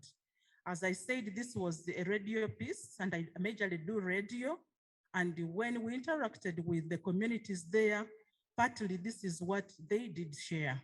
And it is a very big problem because, as Frederick said, when you sit here, there is underground water. So if there is need of tapping this water for provision for the community, it is possible. But now, if it is needed, but in one way or the other, it is no longer there, it becomes a very big problem. River Kajera is supporting tens of thousands of livelihoods, of lives. And since they are affected, in the future, there is, I think, an indication that there is going to be difficult in case interventions are not acted upon or done now. I think, in short, that's what I can share about this piece of story.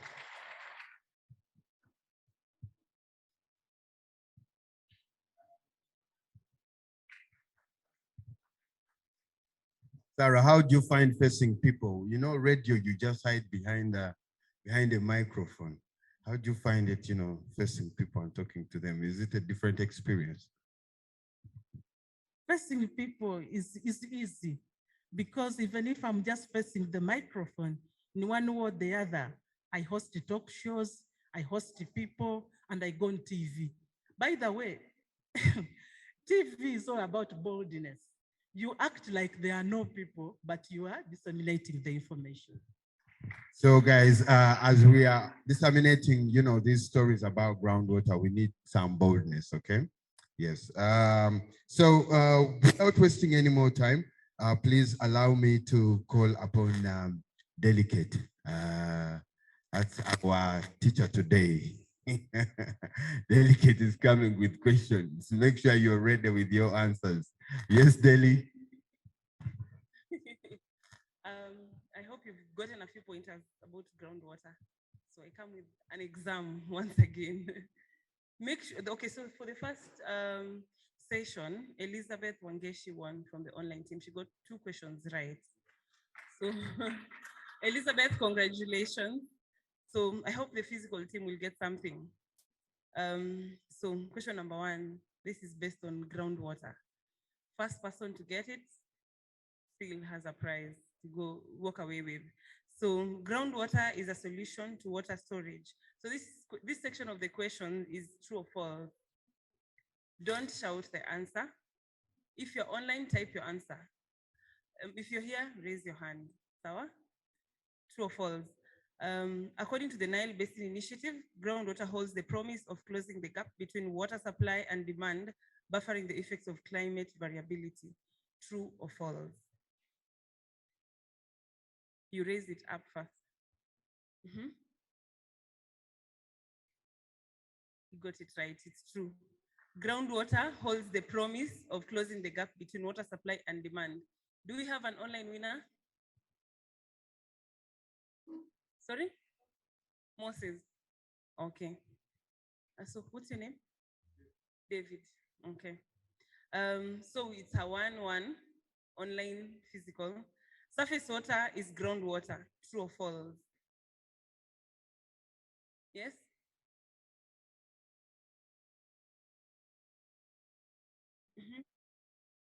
Just put it there. Do you have an Moses? What has he said? Groundwater is surface water. Surface water is groundwater. True or false? He said false. You said true. The answer is false. Groundwater is not surface water, or rather, surface water is not groundwater. Surface water examples are what Fred had mentioned. We have water flowing on the surface, simply water flowing on the surface, or water on the surface, like swamps, wetlands, streams, lakes, or rivers, or even flooded water. That is surface water. But groundwater is water that is flowing underground through the rocks. Sawa? So surface water is not groundwater. So he got it right. What's your name? Bernard. Okay, Moses for online, right? So we have 2 to break the tie. Not really a tie yet. It's 1-1-1 for everyone. So we need a winner still. Only 20% of the rural population in the basin's 11 countries depend on groundwater for domestic use. True or false? He raised it. I repeat the question. Only 20% of the rural population in the basin's 11 countries depend on groundwater for domestic use. True or false? He raised it first, yeah? Why false?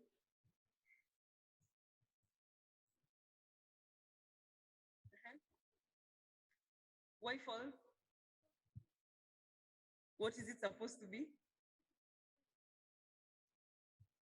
He got it right. You're right also, but he got the percentage right. It's 70%.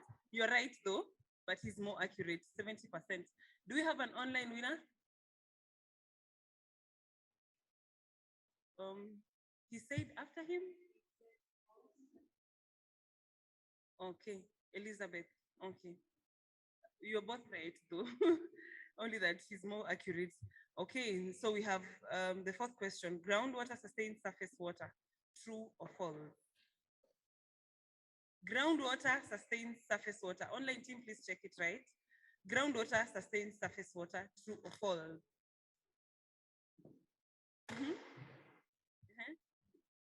True. Yeah, so like Fred explained, groundwater and surface water are interrelated. They each sustain each other. So that's a typo. We're not going to count that. So do we have a winner? Online, physical, you got it one, you got one, you got one.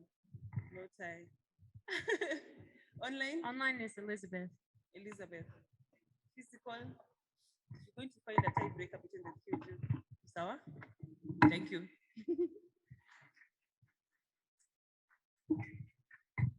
All right, thank you so much, Delicate. And for those of us who are winning, yeah, we are feeling a little bit happy because I can see some of the awards have come. If I don't get an award, I will end this show now. All right, ladies and gentlemen, of course, in our midst, we have some entertainers. Hallelujah. Yes, and we have a friend of ours. He's called Isaac. Isaac is a saxophonist, okay? So saxophonists play saxophones. And so as we get ready to have some snacks, so you know, as we go around to take some drinks, remember we will come back to our seats, okay? This is just something to soothe you up and of course to get you, you know, in some kind of mode of, you know, not being so bored, but at least being entertained. Isaac, when you're ready, you give me a thumbs up and I let you show off some of your beautiful skills. Please enjoy.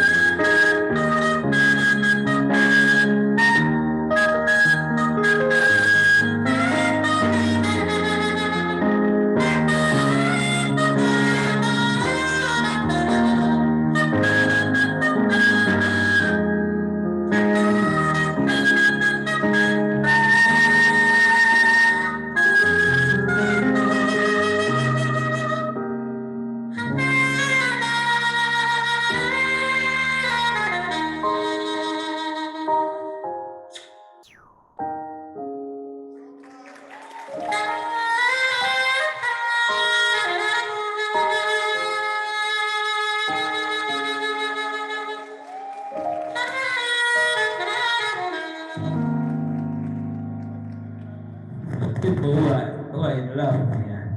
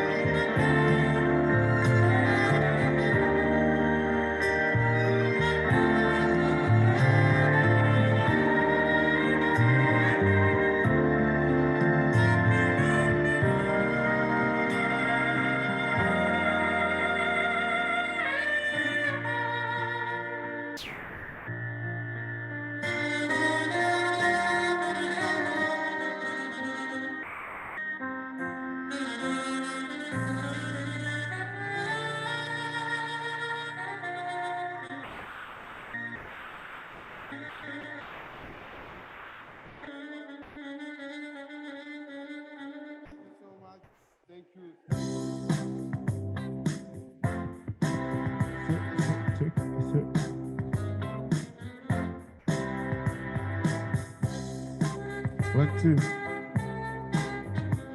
Thank you, Isaac. Isaac is a saxophonist and of course is showing us some of the beautiful skills that he has. Thank you so much. I would invite everyone who has received their snacks to come and join up here so that we go on with the competition. Please, Isaac, go on as we converge. Thank you so much. Let's do this fast. Please, let's get our snacks and come back.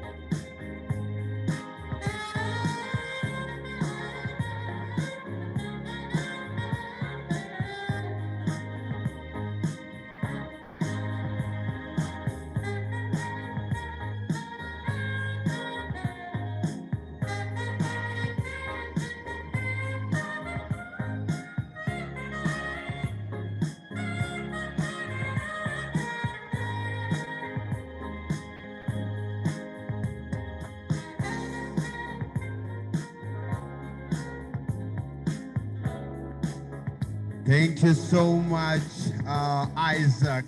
And of course, a very big hand clap for Isaac. Isaac will be with us tonight, the whole of tonight. And of course, we hope that you can stay on and enjoy some of, these wonderful melodies. Thank you so much. And, I really like the skill. I hope, you can teach me some on how to blow that, saxophone. Otherwise, allow me right about this time. It is the time to know who has been doing his work so well, especially when it comes to the science communication competitions here at InfoNile. Without wasting any more time as we wait for other colleagues of ours who are actually here trying to take something. For those of you online, I know it must be a little bit hard knowing that the people actually here are having something and probably you are, just wishing to be here. But hope next time you can be here, okay? So, Curity is our communications person, and of course, she's the one who has been doing the whole of, auditing the, the results, auditing your answers, liaising with the judges. I understand Rehab is a judge, right? Ruth was a judge. Do men have a chance, really? I see already 2 women judging. Won't this be a woman's affair? Curity. Okay, Curity, ladies and gentlemen, Curity, take us through what has been happening with the competitions. Thank you so much. Hi. Hello, the eaters. Hello. Hi. You can hear me well, right? Hi, everyone. Is that you? You came. Okay, so my name is Curity Ogada, InfoNile's Digital Communications Officer. I hope you guys are able to listen. So I am passionate about conservation, and as a photojournalist myself, I love to, guys, I hope you guys are paying attention. Please give some ear to my students, please. It's their day. Yes, so let's not, mama.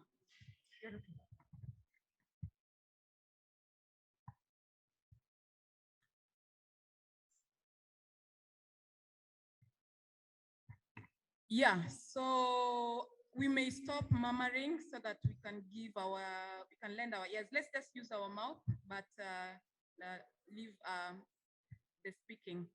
So as a photojournalist,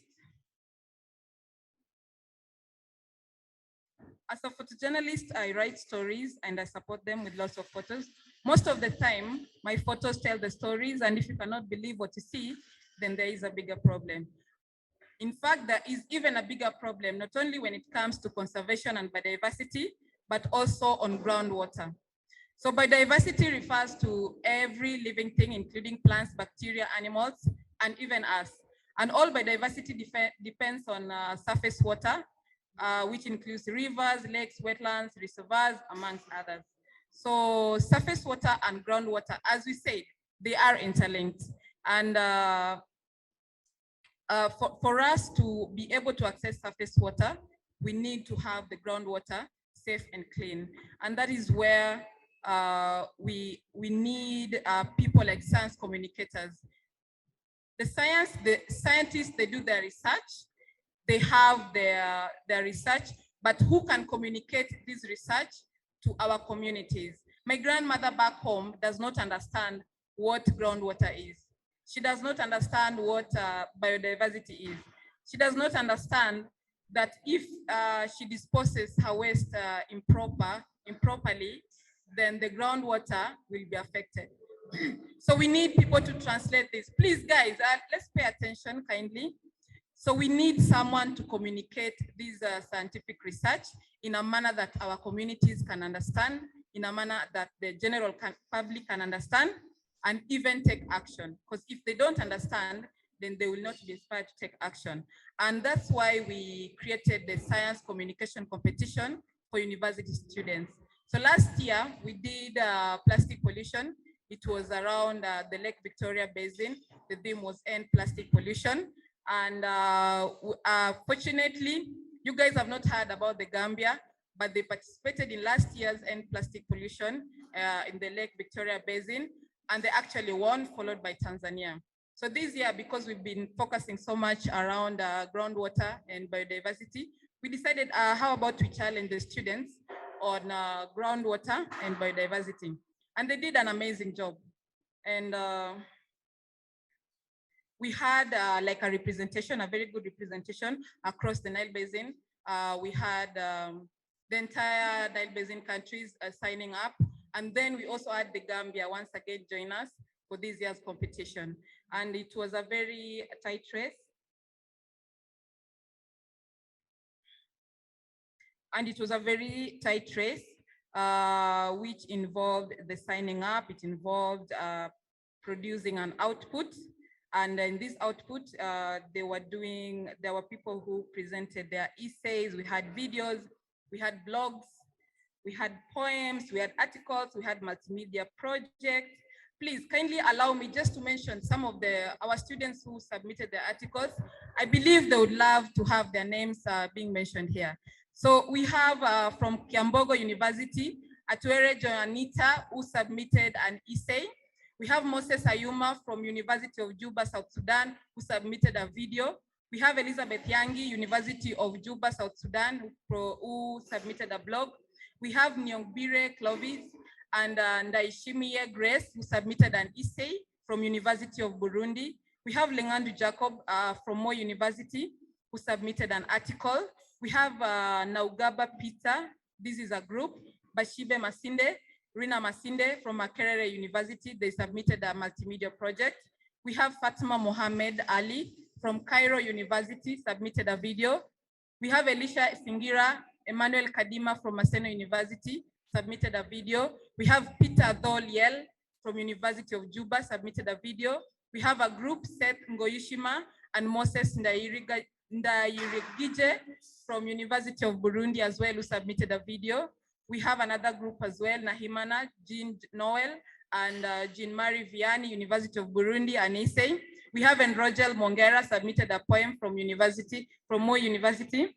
Elizabeth Wangeshi, Faith Chandianya, Mo University submitted a video. And lastly, we have University of the Gambia, Ismaila Trawali, Aminata Senyang, Osman Cham, who submitted a video as well. So this was the judging criteria. We have, in terms of relevance of groundwater and biodiversity research, we have depth, according to depth and impact. We also have how accurate it is to a communication scientific research. We also judge based on ease of understanding on the science and even on its impacts. We have based on, we also judge based on creativity and engagement, and lastly, teamwork for those that submitted as a group. So the judging process, we subdivided it into 30 and 70%. So 30%, our competitors obtained it from the social medias, where they involved the general public to campaign for everyone to see their outputs, and then they would like, share, comment, retweet, and then we would be able to see how the engagement was, and be able to get like a 30% score from that. So the 70% was from judges. We had like 3 judges. One is our resident scientist, Miss Ruth Muizere. We have Rehab from Egypt. She is an environmental scientist. And then thirdly, we had Dr. Maha from the NBI. I did not notice it before, but they are all women. So another round of clap for women. Thank you. Yes. So the winner is going to win, apart from the prize, which I'm going to mention, they will be offered a spot in an InfoNile Science Communication Certificate training. So that was done before. And then all the adequate submissions will be able to be published and promoted on InfoNile and Water Journalist Africa websites. And then top submissions will also be published by us and also pitched to other media outlets so that what they have done can be able to be out there.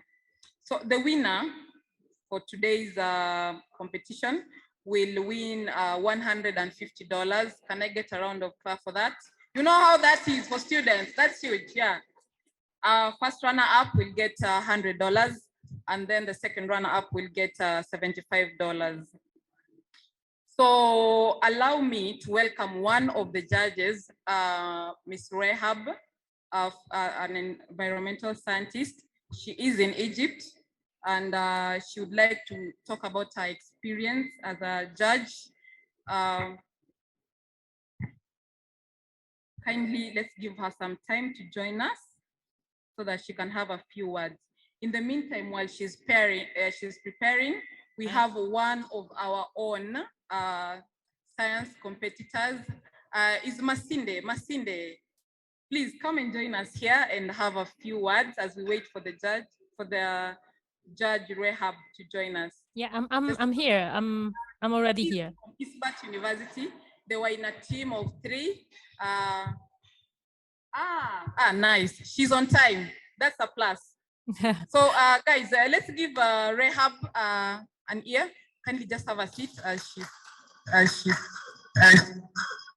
Hi everyone. Hi everyone.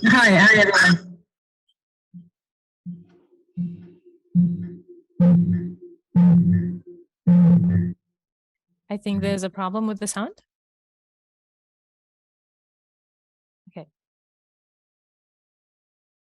Okay, cool. Can you hear me now?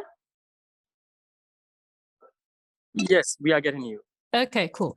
Thank you for the invitation, and very happy to join the event today. And I was even more happy to be involved in the judging process. I enjoyed it a lot. thanks to all the competitors, the kind of work that they done shows a great effort and inspired me in different levels. Honestly, I noticed the passion that they put in the work, with the different level of efforts that was there. There was an obvious kind of creativity and passion, and they were very insistent in delivering the message and doing effort and trying to win this prize, which was communicated very well. As I said before, I enjoyed every piece, and some of the pieces kind of put me in a silent mood, like, wow, what they done an amazing work, exceeded or done it in a level of professionality that was not expected from students. And the other side, what I felt like, if there's something to say about this work that would be improved in the future, it's the factor of experience, of course. I can see that the students were not depending on references and sources enough. And it was obvious that they don't have enough access to those experts. The other thing that was not there enough, the resources. So in some of the work, I can see that if this student has a camera, he would have done a better job, or if the camera or the microphone was in a better quality, he would have definitely done a better job. The other thing that was not enough, not there enough, and it was teamwork. And I thought that because of the competitors are mostly students, they could have done this teamwork thing better than what it's shown in the competition. As you listened to QT, the number of teamworks among the many individual works were very limited. Like we have maybe 3 teamworks or something. So this was one of the maybe weakness points in some of the work that we have. I know I've been through different projects where I have to work with a team, and it is always a struggle to cope with the others. But it's also a way of putting your work on a different level. It enhances the work a lot when you do it with a team. This is basically my notes, and if you want to discuss any other notes, I would love to have it maybe any time after this celebration. On another point, QT mentioned my personal experience with water and covering environment, and we just came from COP27. It was held here in Egypt, and maybe 1 month before COP, there was another big water event, which is World Water Week. And in World Water Week, especially World Water Week, there was a lot of session about groundwater this year. And covering water, let's say that covering groundwater need a big understanding to the water issue in general, in order to be to do a remarkable special coverage. This is one of the very essential points or starting points to go from to start from understanding the whole water issue in your region and then in different regions around you. The base of your coverage is the network that you are going to form. If there's one advice that I would say is make a good network. Try to go to many conferences as you can. Try to talk to many experts as you can. Those are the assets that you depend on while covering any kind of stories related to water in the future. Those are the sources for news, for conferences, for any ideas, any brainstorming you have. You need those experts to do this with them, whether they are experts in the water field or the science and communication and journalism field. That's it, and congratulations to the winners.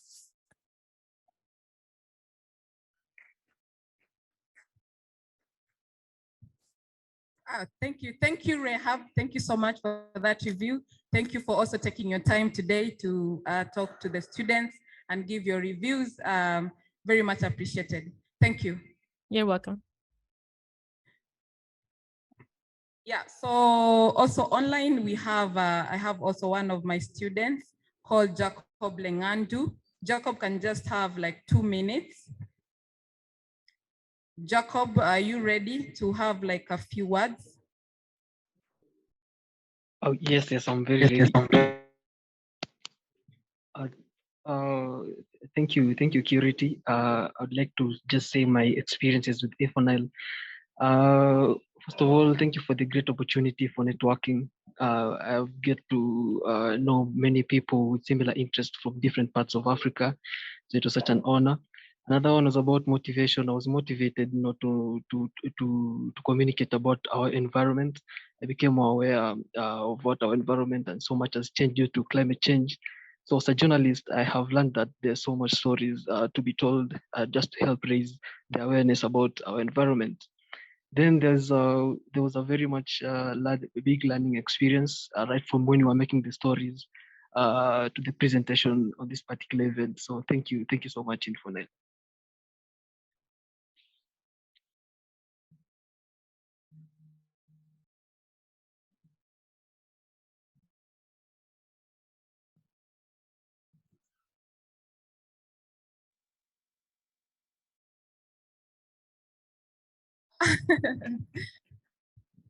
Hello, everyone.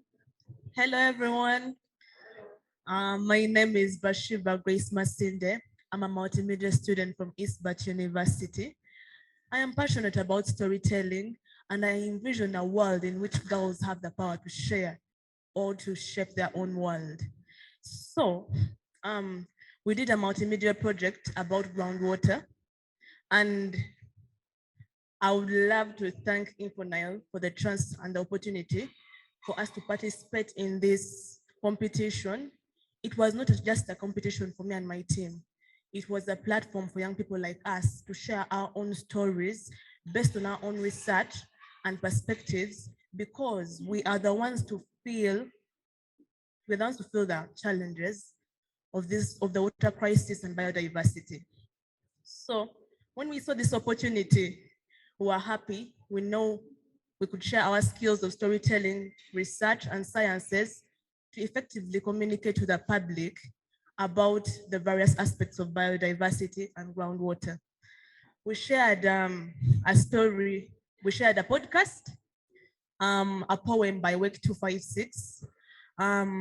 We shared a blog using PageFlow, and I worked with a scientist, Peter Nwagaba from Makerere University, he's right there, and a software engineer, Rina Masinde from East Bat University. We got to get this together and we made a wonderful multimedia project to inform majorly the women and girls how important groundwater is. And I can say this has been a great opportunity for all of us. It was teamwork. It taught us how to connect with people. It taught us how to bond with people. And it taught us that there is more to climate than what we think. The groundwater story we set up was in Chandra. So why we went to Chandra was because most people think Chandra is a prominent place where rich people come from there, but the groundwater source is in Chandra, and many people in the rural community depend on it. There are poor people who this lady, Mrs. Rhoda Chigundu, if they could play our story, Mrs. Rhoda Chigundu is preserving and protecting that natural water source in her community, and it has helped thousands of people in her community. hundreds of girls stay in school because of our protection and preservation for this water source. And we also tell a story of a 25-year-old Josephine Nadamba, whose well-tended garden has been improved and has improved her livelihood and food basket because of her proximity to the natural water source. And as I finalize, I can go on talk because I'm a storyteller, but as I finalize, I want to, as we have gathered all here, as well as my fellow science and communication students, I want us to ask ourselves, are we simply telling these stories just to share to our friends and colleagues, or we are trying to push for change? Doing both is critical, but it is important to advocate for change. Thank you so much, Nile. And as students, we look forward to continuously promoting and preserving the natural groundwater source. Thank you so much. Guys, please clap for her. She just said so many things, so many beautiful things. Thank you so much. Thank you. Yeah, so apart from that team, there were also other teams that did like such an amazing work. I would just like to mention but a few comments from the judges. So we have a team, this team that was here, a judge said, amazing multimedia story with an input from a poet, local community, and an expert. This was a review from Ruth, our resident scientist, who reviewed their work. And then we have another one for Lengandu Jacob. Rehab, the judge said, the story is well organized and written and has clear angles, some quotes and references to the data. With some editing, it can be developed into a journalistic work. So one way to go, Jacob Lengandu.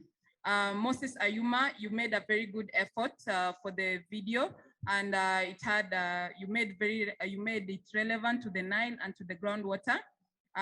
Perhaps maybe sometimes you can show more references of the photos and even on the data. So that's from Rehab as well. To Nyongbire Clovis and Ishimie Grace, the judge said your story was relevant, in depth, and the understanding of, there was a very deep understanding of groundwater resources and their importance to support human well-being. And that is from Dr. Maha. And then to the team again, to the team of Bashiba Masinde, Judge Rehab said this piece is impressive. The team did quite a remarkable effort visualizing and diversifying the multimedia tools to make understanding. The story is easier and even entertaining to even go through. So guys, from our social media, we said we calculated over 30%. Of course, some did more than others. And so the person that got the highest engagement in terms of comments, likes, and even retweets, we actually just tallied all the numbers. Like, let me say like 9 retweets, 1 like, 0 comments. That would be like a total of 10. So the person that got the highest would now be like the blueprint. So we would score the others against the blueprint, if you understand. So the blueprint would be able to get like 30%, and then the rest would follow like that. So we have the team of Seth, Niogushima, Moise, Ndiaragije from University of Burundi. They got a 30 out of 30. They did like very well on Facebook, and even their marketing was really amazing. So they got a 30 out of 30. So they were #1 in terms of social media. #2 is the team of University of Gambia. They got a 27 out of 30 on social media. #3 was Fatma Mohammed Ali, who got 15.8 out of 30. Fatma is from Cairo University. And then we have the team of Noagaba, Peter Bashiba Masinde, Rina Masinde, who got 15.5 out of 30. Then we have Peter Dholiel, #5, University of Juba, who got 15.3 out of 30. So that's our social media scores. And then out of 70, we have We had the judges each rated. So if a judge rated 69, another one rated 60, another one rated 30, we average all of them and then we get a score out of 70. So we had like 3 judges. So each score was averaged and then we got now a score out of 70.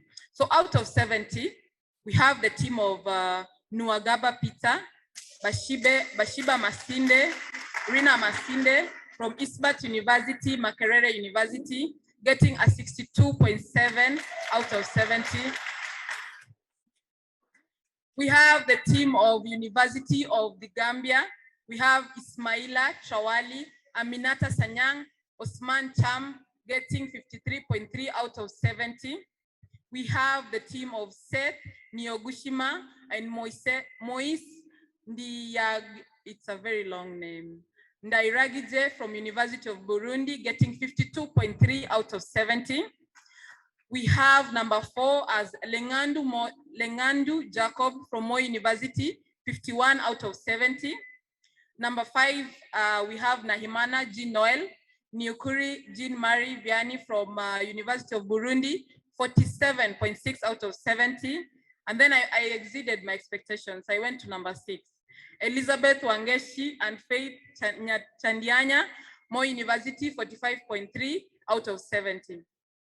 So this is what I would like to say to my students before I announce the winners. You all did me very proud. You did us very proud. You have done the Nile Basin and the Gambia very proud. You should all be very proud of yourselves, and you're all winners. In our eyes, you're all winners because you're setting a very nice trend for the youth. You heard the way she spoke. She's very intelligent and they have a vision. Like they have like a purpose why they're telling their stories. And I think that is something that even us as journalists and even scientists, we should emulate that. We should not just be doing stories for the sake of doing stories. We should have like a purpose. Do we want to sensitize the community? Do we want to inspire action?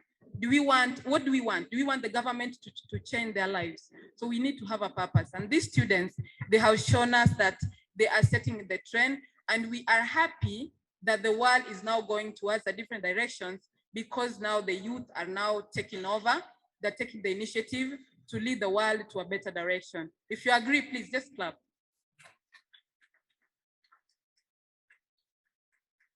So to all the students, it's been such an honor going through all the stages.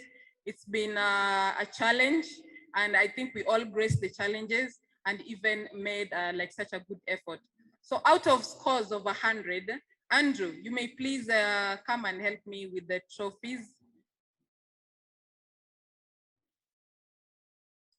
So out of 100, number 1. I'm waiting for Andrew to come and hold the trophy for our dear competitors.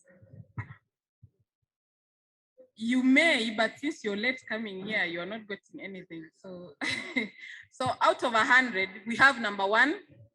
You realize that even if you did very well in your output, but social media may have limited you in some ways. So you don't have to be discouraged. Next time you can put more effort in case you are not in your 4th year. So number 1, we have Seth Niogushima Moise Ndairagije from University of Burundi with 82.3% out of 100. Maybe Selekus, you could come and represent your comrades from Burundi. Yeah, Selekus. After that, you give it to me. Say something about this. I'm very happy. I'm very happy in the name of Burundi, and on the name of Burundi, and I'm very happy to see this land.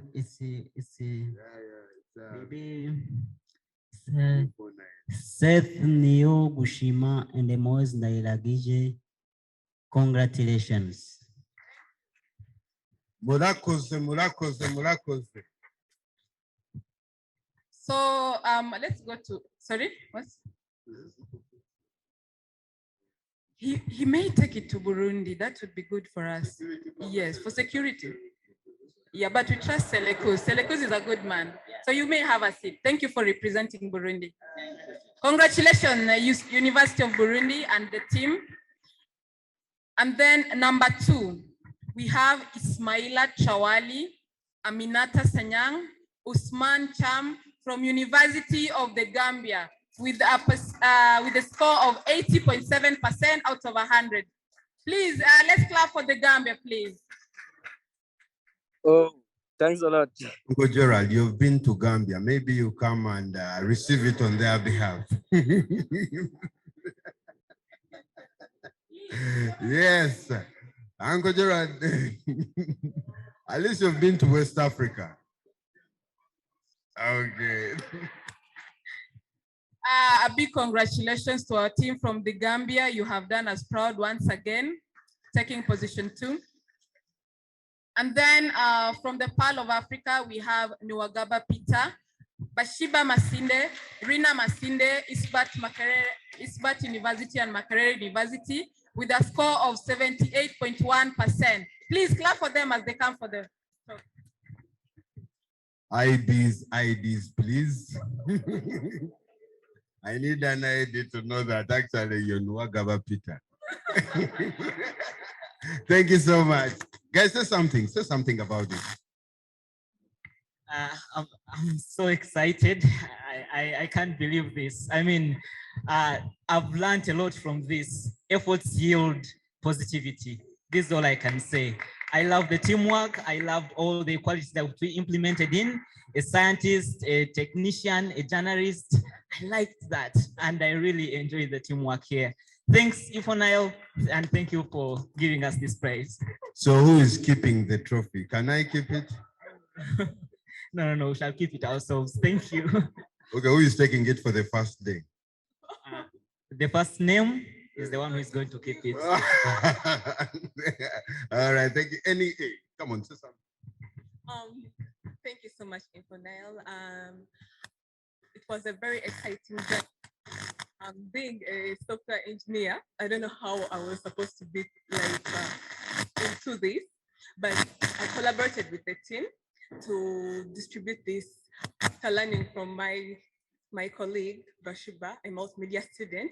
I learned the use of PageFlow because as a software engineer, I mean, it was supposed to be WordPress, not PageFlow, but I learned from her. I learned to use a new platform to share the story, and I'm very excited that I got to learn something new from this project. And I very much thank Nile. I am very happy. I'm very excited. Thank you so much. My name is Masinderina. Once more, thank you, Nile. And we are blessed. We are blessed that we have won. And we look forward to more opportunities to save the girl child, to save women, and tell more stories of the communities using climate. Thank you so much. Thank you. Yeah, so allow me to exit my expectations again. Allow me to mention number 4, Elisha Singira, Emmanuel Kadima from Maseno University. They got 58.5%. And then we have number 5, Peter Doliel from University of Juba with 55.1%. So I think, I don't know if Moise Ndairagije could be online. Moise. Yes, I'm online. Is he available online to say a few words as the winner?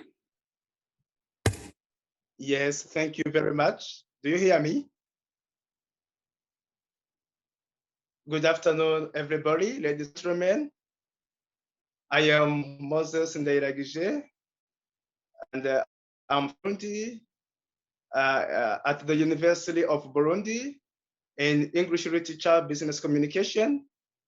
I and my teammate, Mr. Seth Nyogushima, today is not available because his phone has got some problems, but I am very excited than before because it is my first time I have won this trophy. May God be praised. Let me tell you something more. At the beginning of this competition, when I was told this beautiful information by my mentor, Mr. Egide, he is my mentor. So I got confused and I started asking myself some different questions. And I wondered how I will be able to win since I'm together with different competitors from different countries, like Kenya, like Uganda, like Egypt, like Ghana. Those people, because they are so intelligent, and I said, maybe I can't win. But I remember that when I was narrating the story to my friend here in Burundi, she told me, you know, Moses, don't focus on what people say, but you must have self-confidence in you. Try, you might win. And I said, okay, because we have said this, I'm going to try. And they see what God has just done. It is very, very wonderful, wonderful, because now I see that I am improving. Journalism has been my passion since my childhood. I remember that I liked it and now I like it. So I see that I am improving. I am going forward. Now my dreams are coming true because I want to be an international journalist. Thank you very much. May God bless you. May God bless Info9 team. May God bless all of you competitors. And let's try till we win. Thank you very much. Hello. Moise, Hello, now you're Mr. Moderator. an award-winning journalist. Hello, Mr. Even you Moderator. get into the newsroom. Congs on that. Yes. I don't know whether Find Mr. someone. Moderator is Take getting it. us.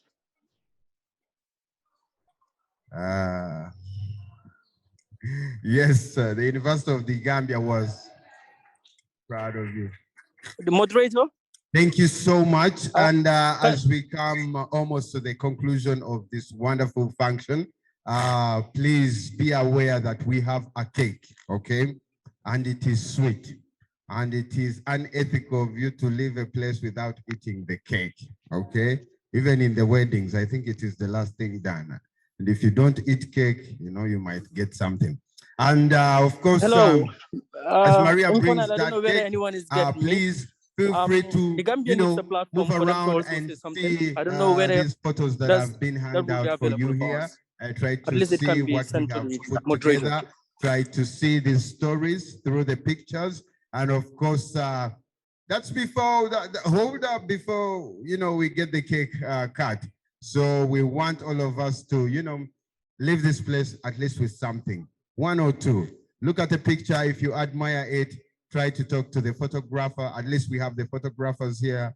The likes of Mariam is here, Selekus is here, and also Mekanon from Ethiopia. They are here. Feel free to, you know, take a look at the wonderful pictures.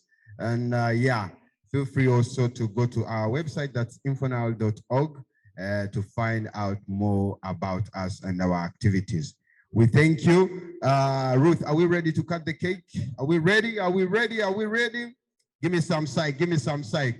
DJ over there. I need some music. I need some music as I try to gain up my appetite. For those of you online, I must say that you're doing a very wonderful thing, you know, being with us. And I don't know if you can be part of the cake, but anytime you're in Uganda or anytime you see me around, please remind me of your piece. I will have your piece. I will have your piece of cake. I need, let me call upon Anika. Let me call upon Frederick. Let me call upon Selekus. Let me call upon Meknon. Let me call upon Sarah Mawerere, the lady who did, you know, some of the stories about groundwater, which has been a topic here today. Let me call upon Claire, who is representing Power TV. Let me call upon my brother Alex, who is representing Last Drop. so that we may have this cake cut and people may have something to eat. These individuals, please. And the winner is, and the guys from Makerere. Please, the guys from Makerere University, regardless of whether I haven't seen your IDs, but please come and join us. Yes, Anika, please come forward. But before that, Father Reza. Father Reza is the guy who put up those wonderful pictures. It has been really a good job. Father Reza, say hello to us. Just wave to us. But I think you should also be part of the guys cutting the cake here. Father Reza, thanks so much for the wonderful job. In case you need any carpentry customized work, reach out to that gentleman over there. He's coming. He's in red and black t-shirt and black jeans. And yeah, I hope you got some for him. So we have a knife here. Is it sharp enough? Just asking. This is for the young people. Yes, they haven't eaten enough. Yes. And by the way, we are making 5 years as InfoNile, so feel free to say happy birthday to us. Yeah, after 18, we won't tell anything. So as we count, on a count of 3, 2, let's hold hands here. Let's put together to cut, this big cake. Let's go back.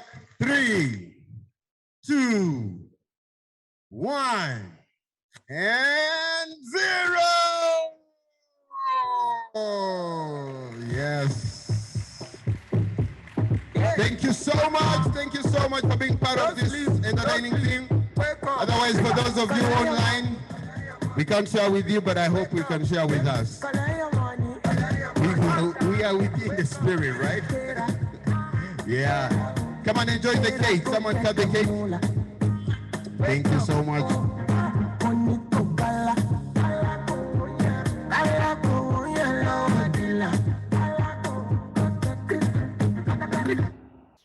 Don't try. You supposed to be jai. Kill up, come, become person, person with a man.